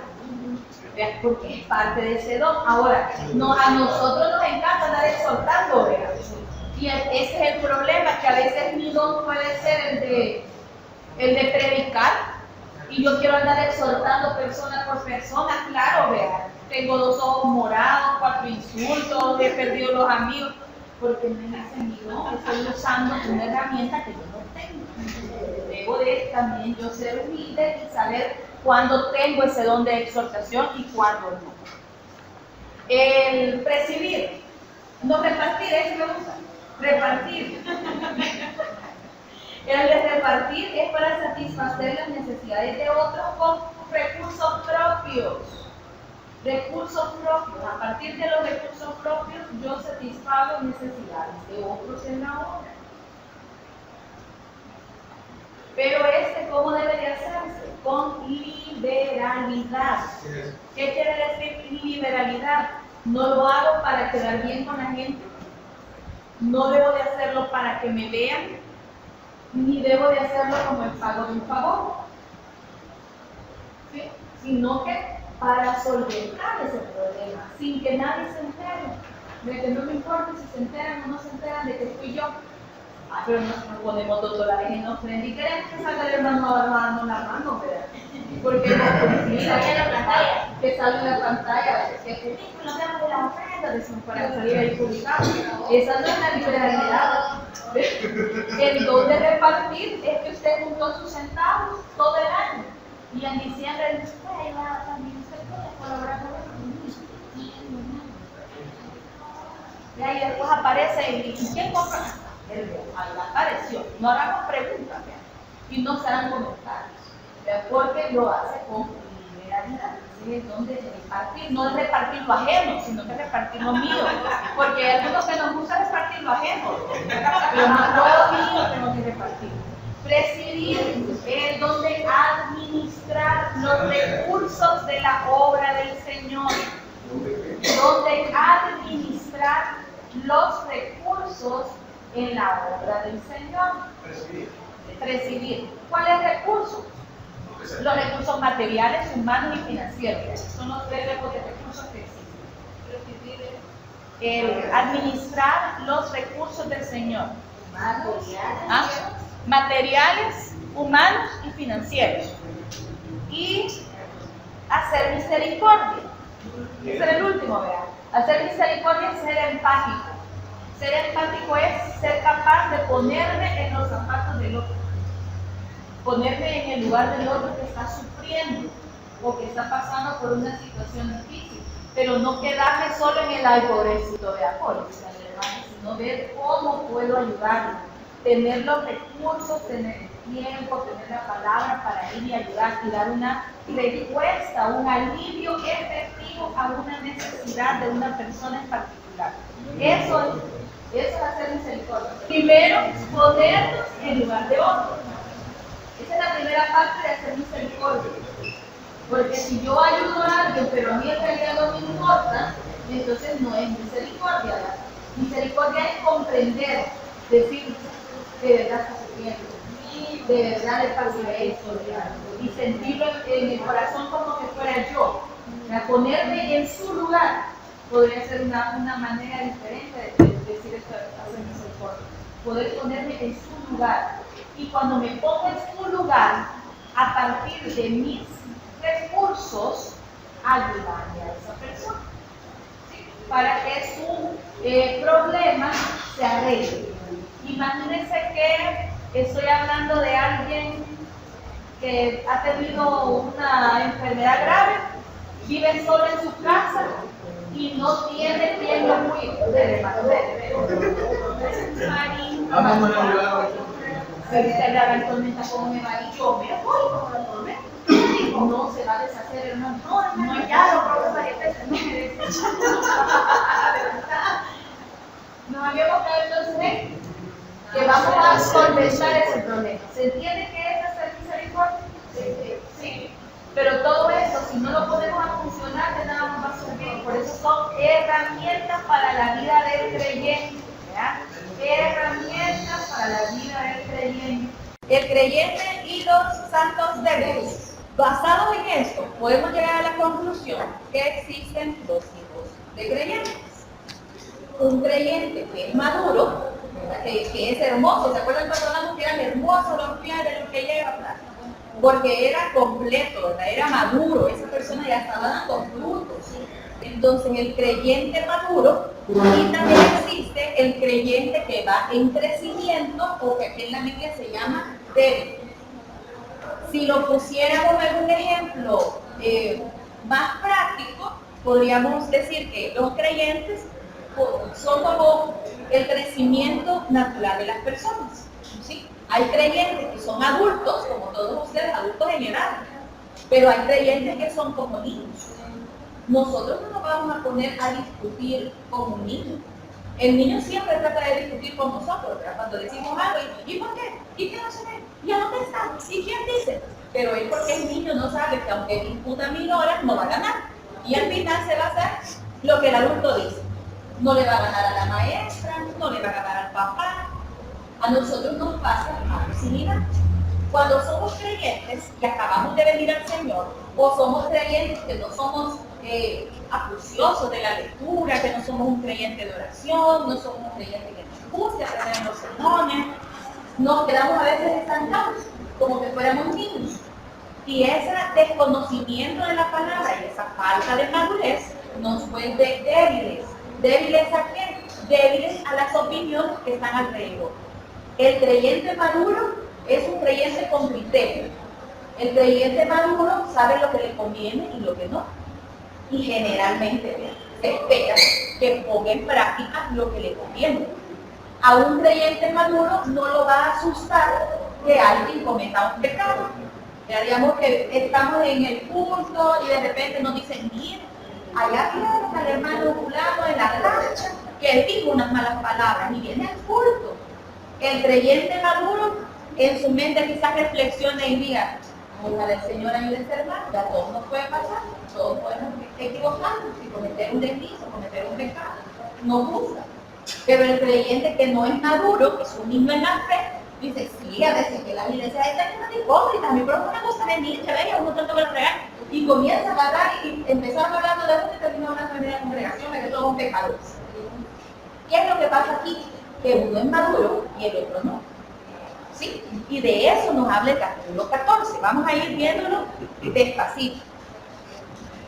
En el folleto solo tienen dos ideas principales. La primera es que ningún creyente debe de juzgar a otro. Y la segunda, que todos los creyentes van a ser evaluados de forma individual, no de forma general, como el cuerpo de Cristo, sino que cada uno va a tener una evaluación. Esas son dos conclusiones, pero vamos a ir viendo los versículos despacito. 14.1. Recibir al débil ¿en qué cosa? En la fe, pero no para contender sobre opiniones. ¿A quién le está escribiendo aquí? Le está escribiendo a los maduros en la fe. Entonces, ¿a quién va a recibir? Al débil, no lo haga a un lado. Acértelo, es lo que se acerca a usted. Ay, no es que ese hermano solo me deja. Ese hermano como que nunca ha crecido en el evangelio. Mire, piense aquí, casi allá. Usted recíbalo, usted sabe que él tiene una deficiencia, que va atrasadito en el crecimiento del evangelio. Recíbalo, acérquese a él, pero no para pelear, para decirle, mire, y usted como un gran maduro, él la que yo le voy a enseñar cómo ser maduro, como que son magos que los van a envolver de ahí, lo van a madurar a la fuerza. No funciona así la cosa, como que es importante, que lo van a envolver en diario. No, lo tiene que acercar para ayudarle a crecer, pero sin pelear con él, sin discutir, porque si usted se pone a discutir de temas doctrinales con alguien que no tiene madurez, al final va a terminar peleando, ¿sí? Aunque usted tenga razón, el otro va a creer que la tiene. Es como que usted se ponga a pelear con un niño, ¿verdad? No lo va a convencer. Entonces hay que recibirlo, pero no para pelear, no para contender. 2, porque uno cree que se ha de comer de todo, otro que es débil come legumbres. Aquí habían algunos problemas que estaban sucediendo en Roma. Y uno de esos era el comer. ¿Por qué el comer era un problema? Porque el Evangelio, ya dijimos, que nació en medio de una comunidad judía. Y los judíos tienen parámetros para su alimentación. Por ejemplo, los judíos no comen camarones ni langostas, porque son inmundos. Cerdo tampoco comen. ¿Por qué? Porque el cerdo es inmundo. No comen pescado que no tenga escamas. O sea, que el padre de algo, que se hace sopa, eso no comen. Las sardinas y tantas cosas que tampoco comen sardinas. Tiburón, que nosotros comemos lonja de tiburón, ellos no la comerían, porque es inmundo, porque no tiene escamas. Ellos solo comen pescados con escamas, porque eso dice el libro de Levítico que son alimentos limpios. No comen otros cangrejos, creo que tampoco lo comen, ostras. Estaba primero protegiendo su salud y segundo estaba también haciéndolo diferentes al resto del mundo. Se evidenciaba su diferencia aún en la comida. Si matan un animal, ellos no se comen la sangre. Por muy rica que sea la moronga, ellos no se la comen. Porque es inmundo. Tienen que matar de una manera especial al animal para que toda la sangre salga. Porque si no la sangre contamina al animal y ya no se la pueden comer. Si un rabino no mata al animal y lo descuartiza, ellos no pueden comer esa carne, porque entonces no ha sido muerto de una manera correcta. Entonces, todo este ritualismo que ellos tenían para los alimentos, para la forma de prepararlos, para la forma de comerlos, que comían y que no, todo eso lo tenían ellos dentro de su cultura. Cuando vienen al Señor, el Señor dice que ya toda la ley ha sido cumplida. No estaban obligando a los nuevos creyentes que no eran judíos a vivir como judíos. ¿Se recuerdan en Hechos que eso fue un pleito? ¿Verdad? Que Pablo, ¿por qué comía de una manera? Y Pedro decía que se debía de comer de otra. Llegaron a un acuerdo y dijeron, mire, el que es judío por su cultura, si quiere que siga comiendo así. Pero el nuevo creyente no lo obliguemos a comer de la misma manera, porque es una carga pesada. ¿Qué quita de que se coma un camarón? ¿Es menos cristiano porque se comió el camarón? No, de así oramos antes de los alimentos. Lo que sí, podemos estar empachado uno de estos días, porque aquí vienen las contaminaciones de todo el mundo. Pero aparte de eso, cada uno puede comer lo que quiera, somos libres. ¿Comemos nosotros pupusas de chicharrón? Sí, vean, ese cerdo, vean, come chicharrones, come costillas, come cualquier cosa. ¿Ah? Y si alguien nos dijera, mire, y de la Biblia, y no se han fijado que ahí en la Biblia dice que el cerdo es inmundo. Hay personas que no comen cerdo porque la Biblia dice que no hay que comer. Entonces, ¿qué es lo que dice? ¿A qué conclusión llega ahorita Pablo al templo romano? Dice, mire, dentro de este grupo van a haber personas que conserven las costumbres de alimentación, que son judíos, pero van a haber otros que no son judíos, que ellos tienen otras costumbres de alimentación. Para no hacer caer a otra persona, nosotros nos limitamos en ciertas cosas. Esa sería una debilidad. Sí, y hay que trabajar esa debilidad ahora. Si yo soy maduro, debo de ir a cañar de barbaridad, niña, usted como que no ha entendido la palabra, mira cómo que no, ¿verdad? No, que debo de encontrar la manera de amorosamente corregir y explicarlo. Que cuando tenemos un privilegio o tenemos un ministerio, debemos de someternos a lo que ese ministerio requiere. Este ministerio requiere de mí este sacrificio personal, de mis gustos personales. Yo lo voy a hacer. Y voy a dejar eso que a mí me gustaba, no porque sea malo, sino porque entorpece mi ministerio. Y me voy a cambiar para este ministerio. Y quiero ser así. Igual vean los pastores. Si usted quiere ser pastor, debe de comenzar a vivir como si fuera uno. Hablar como pastor, servir como pastor, orar como pastor, vestirse como pastor. ¿Por qué? Comportarse, porque esto es lo que necesito en este lugar. Ay, hermano, pero que miren Alemania, sí, pero como a usted no lo ha llamado el ministerio todavía en Alemania, de aparecer en Alemania ya se disfraza de oso, pero mientras estemos aquí, debemos de estar en las condiciones que se requieren para el lugar que el Señor ya ha puesto. Vamos al 4. ¿Tú quién eres? Que juzgas al criado ajeno. Todos aquí somos esclavos voluntarios, ¿sí? ¿De quién? De Cristo. Entonces, ¿quién es el dueño de la hermana Maripaz? El Señor. ¿Puedo yo juzgar al empleado del hombre? Imagínense que yo aquí tengo mi empresa y aquí tengo mis empleados. Y aquí a la par hay otro que tiene otra empresa con otros empleados. Y salgo yo en el mediodía a regañar a los empleados del vecino. Qué barbaridad, mire que no han barrido, aún me han hecho eso, porque no me han echado llaves. Usted está robándolo de la caja. Al del otro, ¿qué le va a decir los empleados? Lo pueden encarar. Vaya a mandar a su negocio, vean que vaya a mandar. Yo usted que le importa, yo le dije, mi jefe me dice nada, yo solo voy a regañar. Entonces, igual nos pasa a nosotros. Debemos entender que cada uno de nosotros somos esclavos del Señor. Y que el otro hermanito que está allá a la par es esclavo también del Señor, porque quien lo compró con su sangre, ¿quién fue? Cristo, no fui yo. Nadie murió por mí más que Cristo. Nadie me salvó a mí más que Cristo.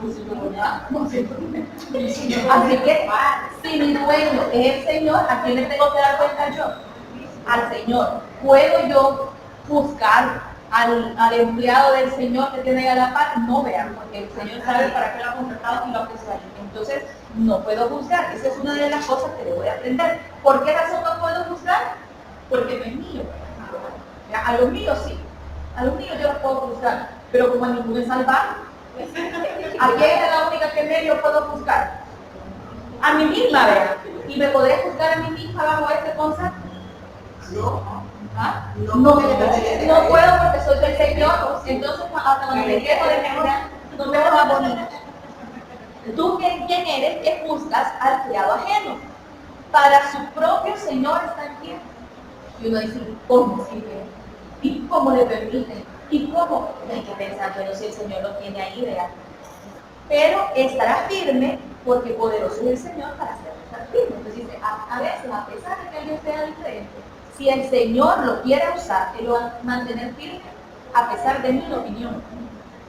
Uno hace diferencia entre día y día. El segundo pleito que tenían no era sobre la comida, sino que eran sobre los días de adoración. Los que eran judíos creían que se debía guardar el sábado y que la adoración tenía que ser sábado. Los nuevos convertidos tenían como costumbre, y la iglesia primitiva la tomó también, el primer día de la semana, que para nosotros es el domingo. ¿Ya? El primer día no es lunes, sino que es domingo. ¿Por qué unos tomaban el sábado? Porque la Biblia decía que los judíos tenían que respetar el sábado. Pero los nuevos habían retomado el domingo. El domingo había sido la resurrección del Señor. Entonces para ellos era un día más especial. Era un día que tenía un significado aparte. Y que el significado era igual para todos. Siendo judíos o no, Cristo había resucitado el primer día de la semana. Entonces acordaron reunirse ese día. En Roma estaban en pleito. ¿Qué día nos reunimos? Pues sábado, no, domingo porque resucitó el Señor. ¿Cómo vas a creer que domingo? Tenemos que guardar el sábado porque somos judíos. Pero yo no soy judío. Y ya se estaban peleando porque qué día iban a reunir. Entonces, ¿qué les dice Pablo? Le dice, mire, no se peleen por esas cosas. Sí, uno hace diferencia entre día y día. Otro dice que no le importa el día, me juzga iguales todos los días. Otro dice, mire, ¿quieres matarnos los martes? Por mí no hay problema. Yo cualquier día puedo ver. Cada uno esté plenamente convencido en su propia mente. Si usted va a tomar una opinión, debe de estar claro por qué está tomando esta decisión. No diga, que están de moda las mantelinas y ya salieron de color, entonces bueno, voy a poner mantelinas. No, porque eso necesita convicción. Si usted la va a usar por las razones correctas, póngase. Pero si solo porque la quiere mandar a bordar aquí con un versículo para verse más espiritual, y venir así para parecer más santo que los demás, entonces no la ponga, porque no va a ser para su beneficio. Si usted va a cambiar algo en usted, como para tener el derecho de criticar a otro, entonces no cambia. Pero si usted va tomando la decisión de cambiar de su aspecto, de su personalidad, de sus costumbres, hágalo plenamente convencido. ¿Por qué? Porque va a ser difícil. Porque va a impactar en su testimonio. Porque usted va a tener que aceptar las consecuencias positivas y negativas de las decisiones que toma. ¿Sí? Porque siempre va a haber alguno que opine diferente. Entonces nunca vamos a quedar bien con toda la gente. Siempre va a haber alguien que nos critique. Que si usted viene de largo, ya sabe que quiere aparentar. Que si viene de corto, que como que del mundo. Que si viene de la mitad, que usted solo es así, ¿verdad? Y por fin, de que si viene de negro, pues como que pelón, y si viene de rojo, pues porque tan alegre, no va a quedar nunca bien con toda la gente. Siempre va a haber alguien que critique. Entonces, si vamos a tomar una decisión, tomémosla plenamente convencidos de por qué lo estamos haciendo.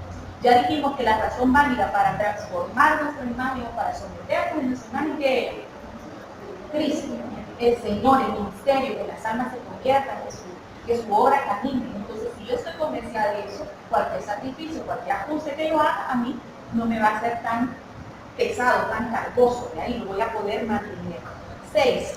El que hace caso en el día, lo hace para el Señor. Y el que no hace caso en el día, para el Señor no lo hace. El que come, para el Señor come, porque da gracias a Dios. Y el que no come, para el Señor no come, y da gracias a Dios. Si usted lo que está haciendo tiene completa claridad, está totalmente convencido que eso es lo que el Señor quiere para usted y para el ministerio que le ha dado, déjelo. Vea, porque ¿para qué lo está haciendo? Para el Señor. Pueda decir a alguien, mire, yo hallo mal eso de celebrar la Navidad. Vea, a mí eso de celebrar la Navidad no me parece. Y que van a aparecer aquí con una camisa de Frosty y que van a poner cachos de Rudolph y que ponen musita. No, porque eso no parece nada. Así que yo todo siempre no digo a la iglesia. Pero diciembre es un buen mes, por lo menos aquí, para hacer evangelismo. Además que quizás de otra manera no hubieran venido, porque vienen enganchados que vienen a una cena navideña. Y cuando miran próximo, miran por no, siempre como ya, de ahí están confiados. Lo que no saben es que a media cena, guácata de acá el evangelio y se convierte. Los sorprendemos, ese es el estilo. Claro, entonces esa es la herramienta que el Señor nos ha dado. Si para que vengan a Cristo, yo me tengo que disfrazar de ángel, de mariposa, de gusano, de pájaro, de qué nos hemos vestido, y lo que me falte, de demonio, de pescado, de sombra, de lo que caiga. Pero si alguien se va de muerte, si alguien se va a convertir, porque yo me ridiculizo de esa manera, gloria a Dios. Porque ninguno de nosotros, y esto lo van a subrayar el 7, porque ninguno de nosotros vive para sí, y ninguno muere para sí. 8. Pues si vivimos, para el Señor vivimos, y si morimos, para el Señor morimos. Sea pues que vivamos o que muramos, del Señor somos. 7 y 8. Si vivimos, vivimos para el Señor, y si morimos, morimos para el Señor. El día que digan, miren, aquí todos de falda al ojo al pie, venimos de la falda al ojo al pie. El día que digan, miren, hermanas, que de chole y camisa pitilla, venimos, gloria a Dios por el Señor. Si dicen, hoy venimos todos de azul y mañana todos de rojo, venimos así. Pero si es para el Señor, venimos así. Ahora que sí, es porque yo quiero, ¿verdad? Ahí es donde debemos nosotros comenzar a hacer los cambios. Vivimos para el Señor y nos vamos a conformar. ¿Se acuerdan que decía que no nos conforme el mundo? O sea, que el mundo no nos deforma, que nos deforma nuestro ser. Si el Señor a mí me ha llamado a ganar almas en la calle, que tengo que andar a pie, yo no creo que sea conveniente que yo use tacones. Porque si voy a andar caminando, bajando de un mundo, subiéndome a otro, pero los tacones no me van a hacer convenientes. Entonces me voy a conformar a mi ministerio.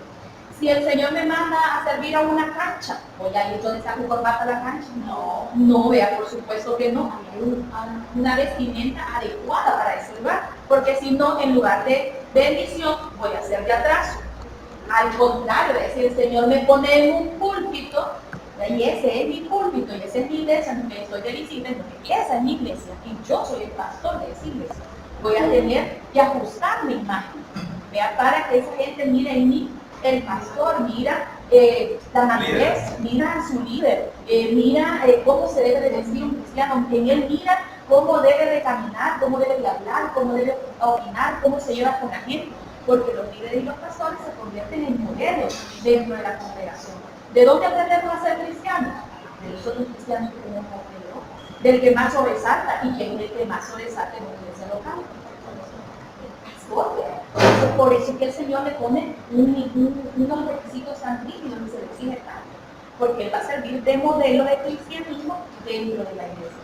Si para estar en ese púlpito, a mí me dicen, mire, tienen que venir formal. No, pero formal. ¿qué voy a hacer? Sin informar porque es necesario para que otro oiga de Cristo. Cuando hay oportunidad, yo voy a cambiar mi manera, pero para Cristo yo me voy a vestir como el a donde me ponga, en el ministerio que me dé. Porque vivo para Él y si muero, muero para Él. ¿Ya? Entonces, si vivimos hoy, somos del Señor. ¿Me puedo juzgar a mí mismo?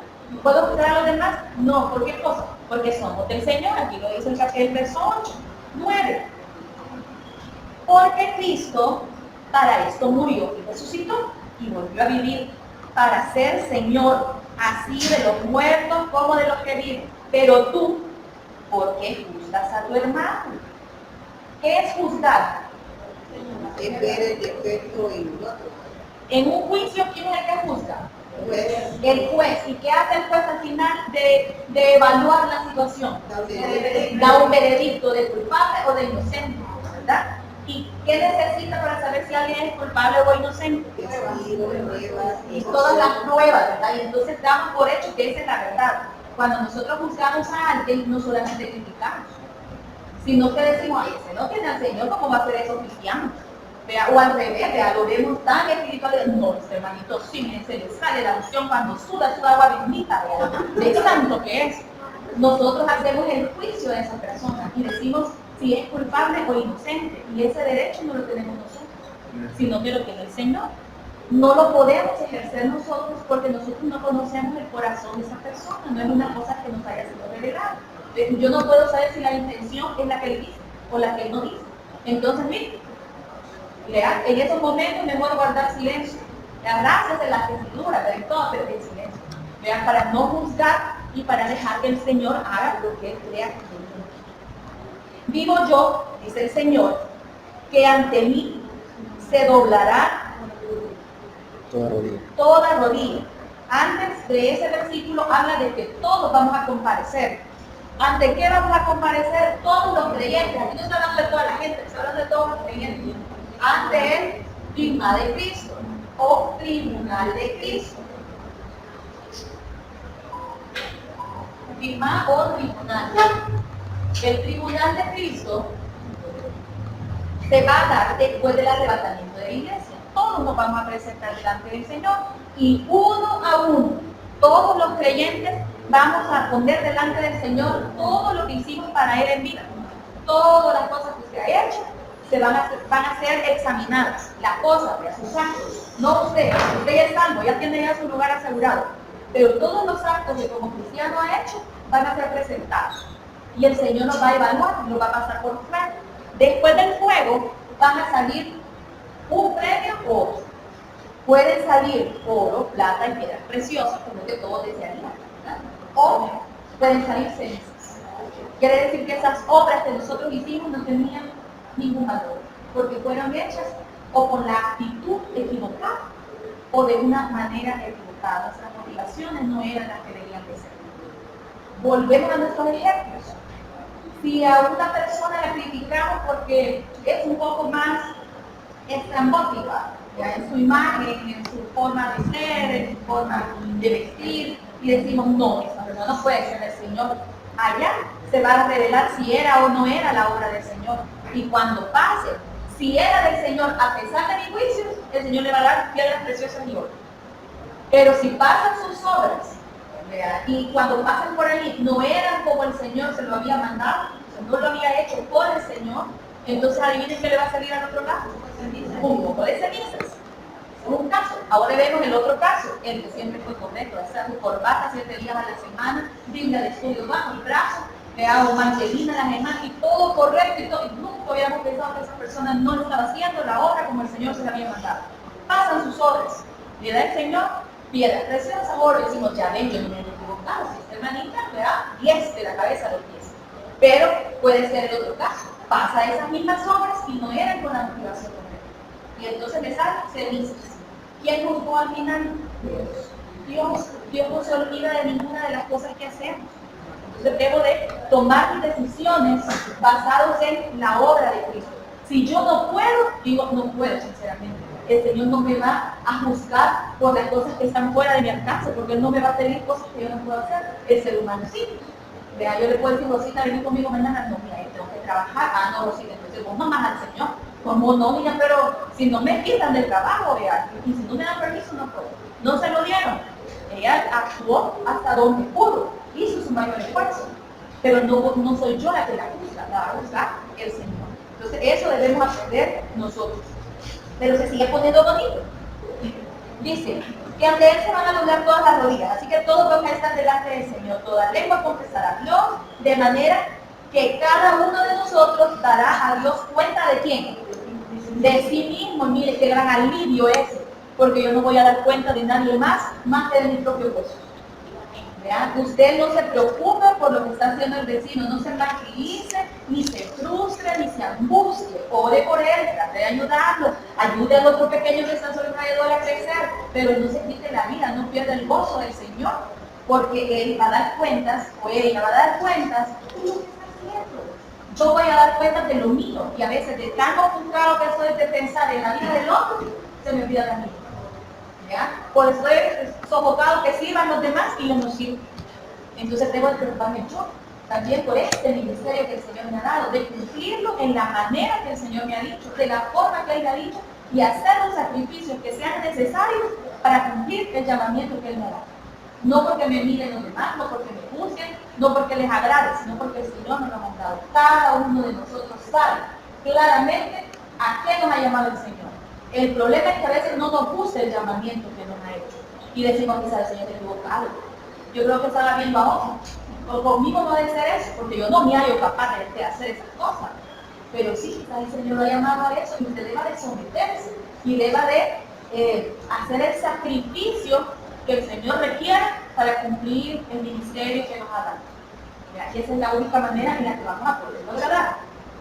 Así que, ya que no nos juzgaremos más los unos a los otros, que Pablo da por entendido que ya no vamos a juzgar, dejemos que coman de la carne naranja, si para eso les alcanza, que saquen camarones y llenan con polvo, en tanto no me den a mí, hay que vean ellos. Sino más bien, subrayamos ahí, decidir no poner tropiezo u ocasión de caída del mal. Decidir. ¿Qué es decidir? Es tomar una decisión.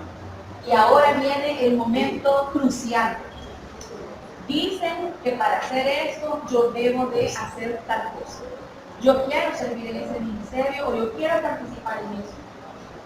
Creo que aquí es el lugar donde el Señor me quiere, pero me exigen que haga esto y esto.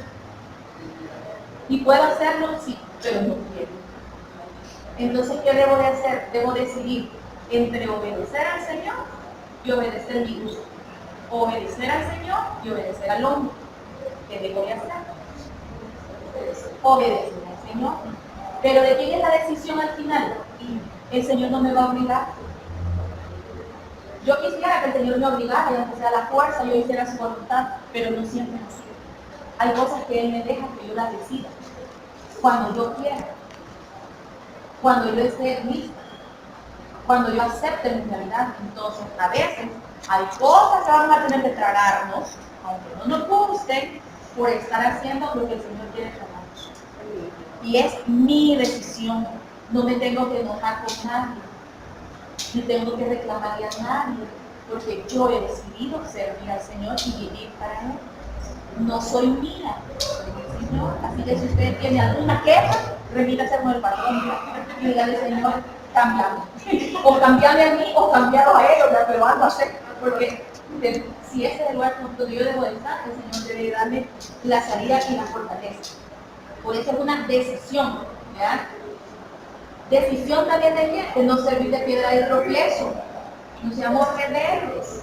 A veces nuestra rebeldía es, no, que me aguanten, que tienen que votar así. Si la Biblia dice que no deben de juzgarme. Sí, pero si yo sirvo de tropiezo, al final, ¿quién va a cosechar la ceniza? ¿Al que le serví de tropiezo o a la piedra? Al que es piedra, ¿verdad? Al que es piedra. Si yo sirvo de tropiezo a otro, el Señor a mí me lo va a cobrar.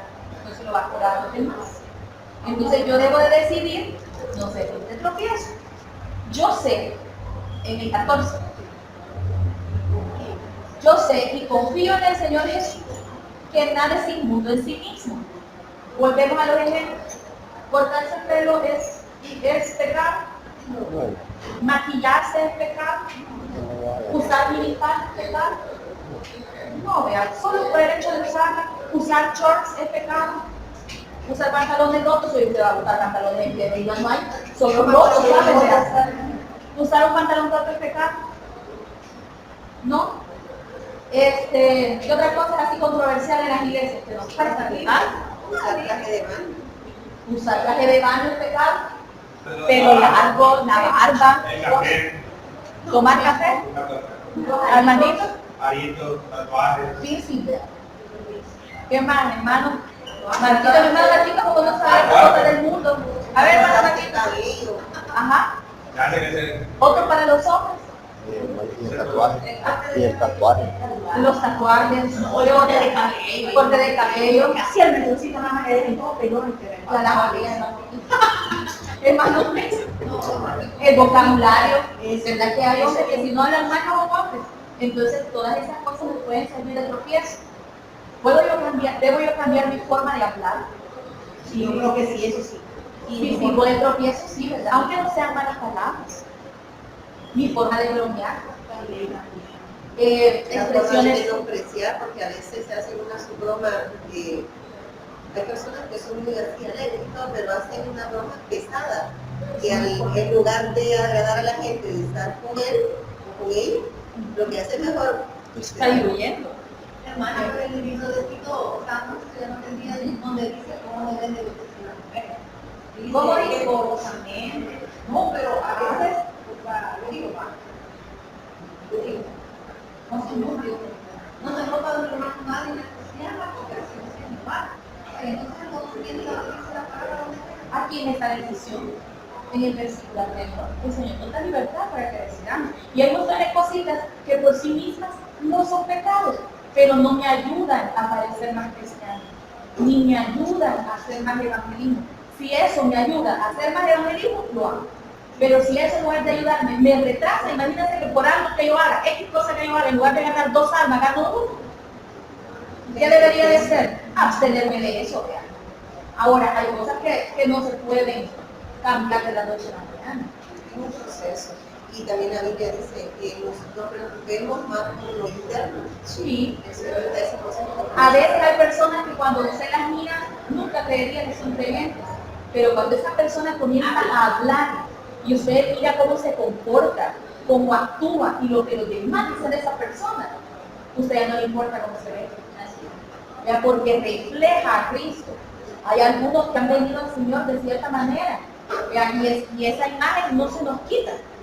Ya imagínense que usted ha sido surfista toda la vida y allá ha vivido en el puerto, y lo traen para acá y usted así se ha vestido, así se ha comportado, así se ha cortado el pelo, así está negrito de tantos. No va a cambiar para darnos gusto a nosotros. Quizás el Señor lo va a llamar a su ministerio de esa manera, pero ya vino así. Dice, no nos esforcemos tampoco en transformarnos para darle gusto a las personas, sino para beneficiar la obra de Cristo. Por eso es que estas decisiones son tan importantes y delicadas. El 15 lo vamos a subrayar también. Pero si por causa de comida tu hermano es contristado, ya no andas conforme al amor. No hagas que por la comida tuya se pierda aquel por quien Cristo murió. Entonces, si algo no abraza, no lo hagas. De eso ya es cada uno.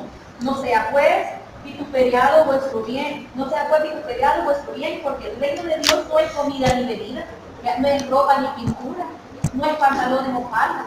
El reino no es eso, sino justicia, paz, gozo en el Espíritu Santo. Porque el que en esto sirve a Cristo agrada a Dios y es aprobado por los hombres. Así que sigamos los que contribuyen a la paz y a la mutua edificación, no destruyan la obra de Dios por causa de los gustos personales. Todas las cosas a la verdad son limpias, pero es malo que el hombre haga tropezar a otro con lo que come, o con lo que hace, o con lo que se pone, o con lo que dice. Bueno es comer carne. Bueno es no comer carne, ni beber vino, ni nada que en tu hermano tropiece o se ofenda o se desvíe. ¿Tienes tu fe? ¿A quién le pregunta? A cada cristiano. ¿Tienes su fe? Tenla para contigo delante de Dios. Bienaventurado el que no se condena a sí mismo en lo que aprueba, Pero el que duda sobre lo que come es condenado, porque no lo hace con fe. Y todo lo que no proviene de la fe es pecado. Si el Señor a usted le ha dicho que lo que usted está haciendo está bien, hágalo. Aunque todos digamos que no, porque el Señor se lo dijo. Si usted ya oyó la voz del Señor y usted está plenamente convencido que esa es la voluntad del Señor para su vida, hágalo. Porque, o sea, se casó con una prostituta, porque el Señor se lo mandó. ¿Sí? Sí. Entonces, a usted lo manda, hágalo porque el Señor lo ha mandado. Porque si no lo hace, el Señor se lo va a demandar. Pero si el Señor no le ha dado paz para eso y usted tiene alguna duda de que eso sea bueno para usted, entonces mejor absténgase. Porque si el Señor no le ha dado la certeza, no andemos dudando de decir que el Señor no lo permite. Porque quizás el Señor me quiere usar en algo que eso que yo quiero me estorba. Y yo tengo que buscar primero servir al Señor. Y ahí se aplicaría lo que es el triángulo del éxito. Porque es una buena manera de evaluar. Edificas lo que yo voy a hacer, Edifica a otros. En paz y hace el bien al otro. Entonces, con unas preguntitas podríamos decir, bueno, sí, me ayuda, el ministerio eso, me da paz en mi corazón, o sea, yo me siento tranquilo a pesar de lo que las personas dicen. Va a servir para que otro conozca del Señor, y entonces tengo. Pero si no, frenemos hasta que el Señor nos confíe. ¿Ya? En todas las cosas lo podemos aplicar. Preguntas del 14. ¿Verdad que el 14 es el primero? Pero sin contender, en amor, no dicho, hermana, no dicho. 15. Así como lo voy a hacer. 15. El ministerio terrenal de Cristo es nuestro modelo. ¿Usted quiere saber cómo servir? ¿Quiere saber cómo ser cristiano? Lo tenemos el modelo en Cristo. El objetivo del Señor es que cada día nos parezcamos más al Señor.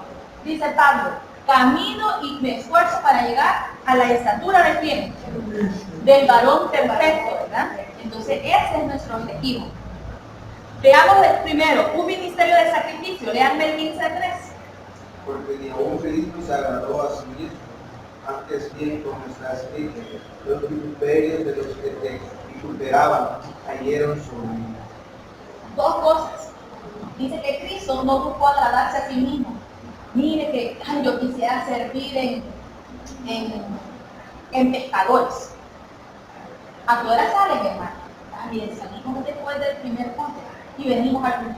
Ay, hay que estar aquí a las 7. Ay, yo el domingo el único día que me levanto tarde.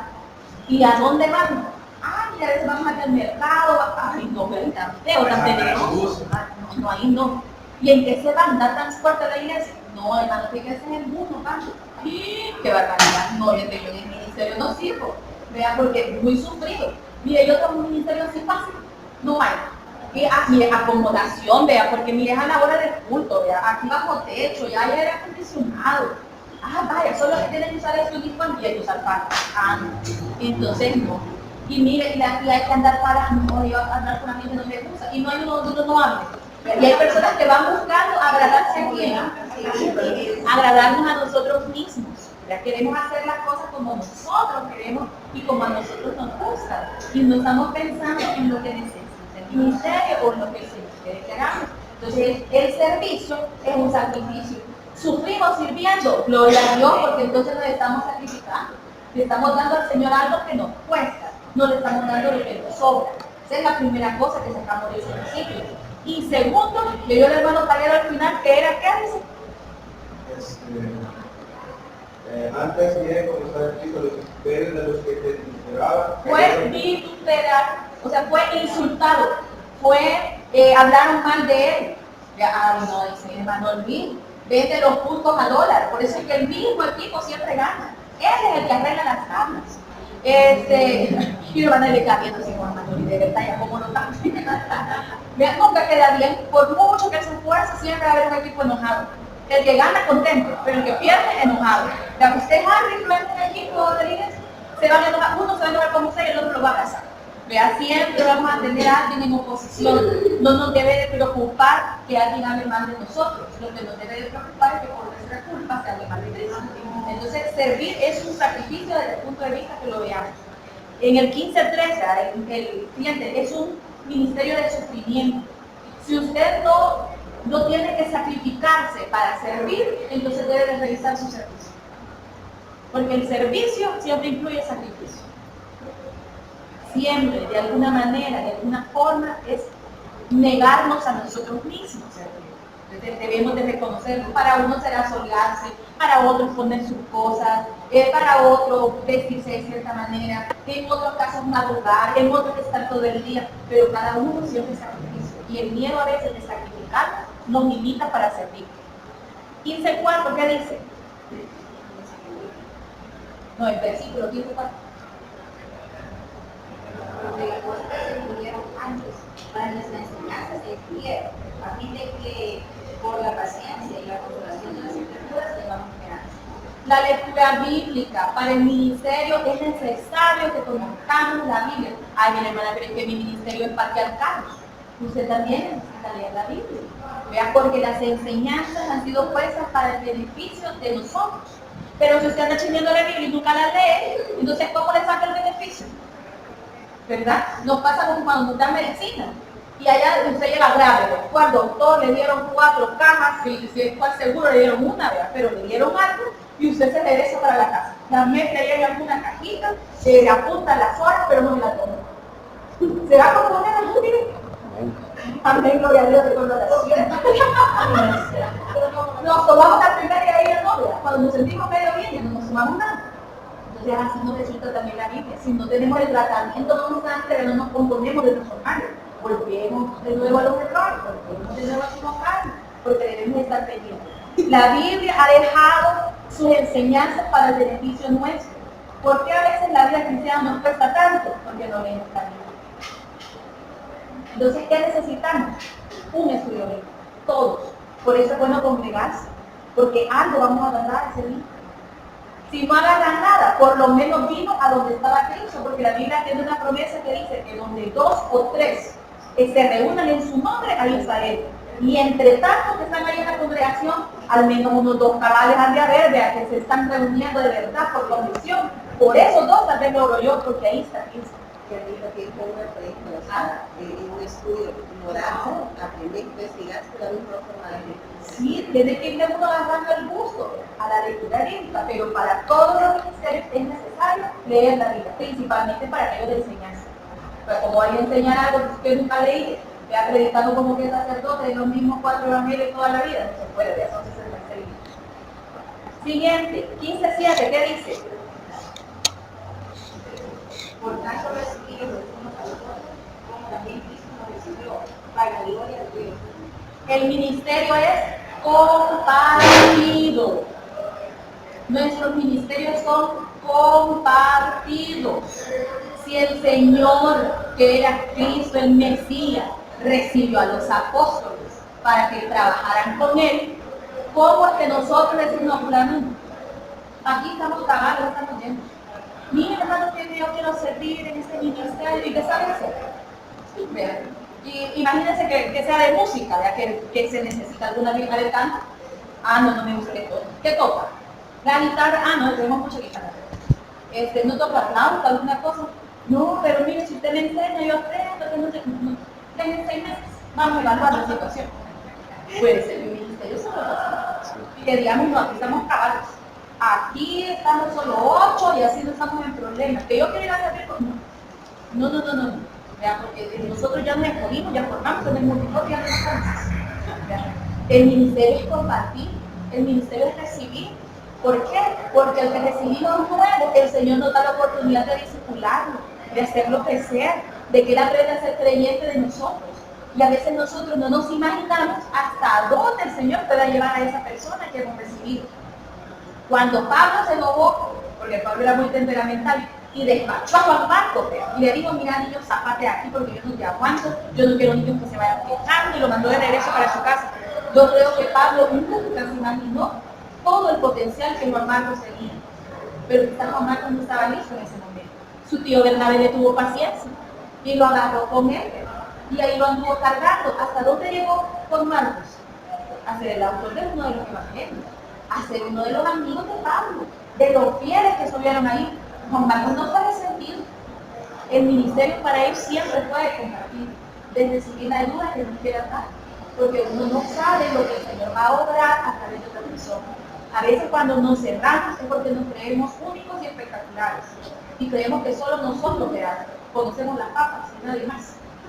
Y que tenemos la sabiduría entera y completa y repartimos dones y ministerios. Pero eso lo hace el Señor. Eso lo hace el Señor. Pero debemos de cuidarnos, porque así como podemos haber sido rechazados en los ministerios, nos puede llegar la oportunidad de que nosotros rechacemos a alguien. Ya debemos de ser cuidadosos. El ministerio es compartido. El ministerio no es solo mío. Ya somos muchos en el cuerpo y todos somos uno. 15:8. Pues os digo que Cristo Jesús vino a ser siervo de la circuncisión para mostrar la verdad de Dios, para confirmar las promesas hechas a los padres. El ministerio es verdadero. Es verdadero, ¿por qué? Porque Cristo vino a cumplir las promesas. Nada de lo que nos han prometido es falso. Quiere decir que el bimá de Cristo es verdadero. Que no debemos de juzgar a otros porque si no el Señor nos va a juzgar realmente, es verdadero. Que nosotros debemos someternos a su voluntad es verdadero. Que somos suyos es verdadero. Ya que Él va a usarnos dentro de un mismo cuerpo es verdad. Entonces, como todas esas cosas son verdaderas, nuestro trabajo para el Señor también tiene certeza. Y eso nos debería de dar a nosotros ánimo para trabajar. Cuando estamos débiles, cuando estamos cansados, cuando estamos preocupados, debemos de sentirnos animosos porque nuestro ministerio es verdadero. Y el último, 15:9, ¿qué dice? Para que los convives glorifiquen a Dios por su misericordia, como está escrito. Por tanto, yo te confesaré entre los gentiles y cantaré a tu nombre. Debemos de tener un ministerio valiente, dar testimonio de Cristo delante de quien sea, cuando sea y cómo sea.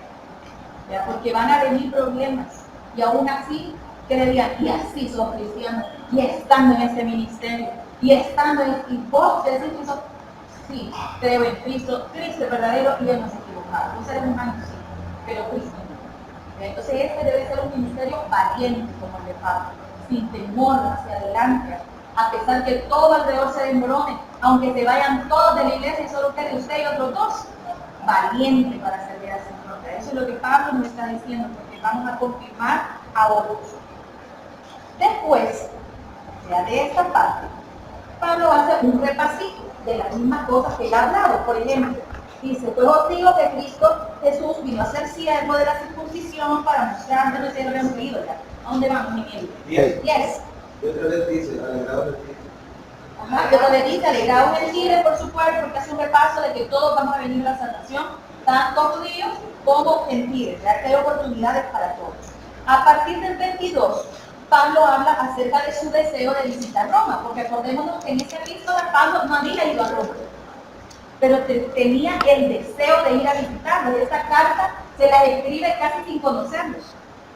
Y entonces en el 22 le dice, por esta causa, por todas estas cosas que quiero enseñarles, me he visto impedido muchas veces de ir a vosotros, pero ahora, no teniendo más campo en estas regiones y deseando desde hace mucho ir, cuando vaya a España.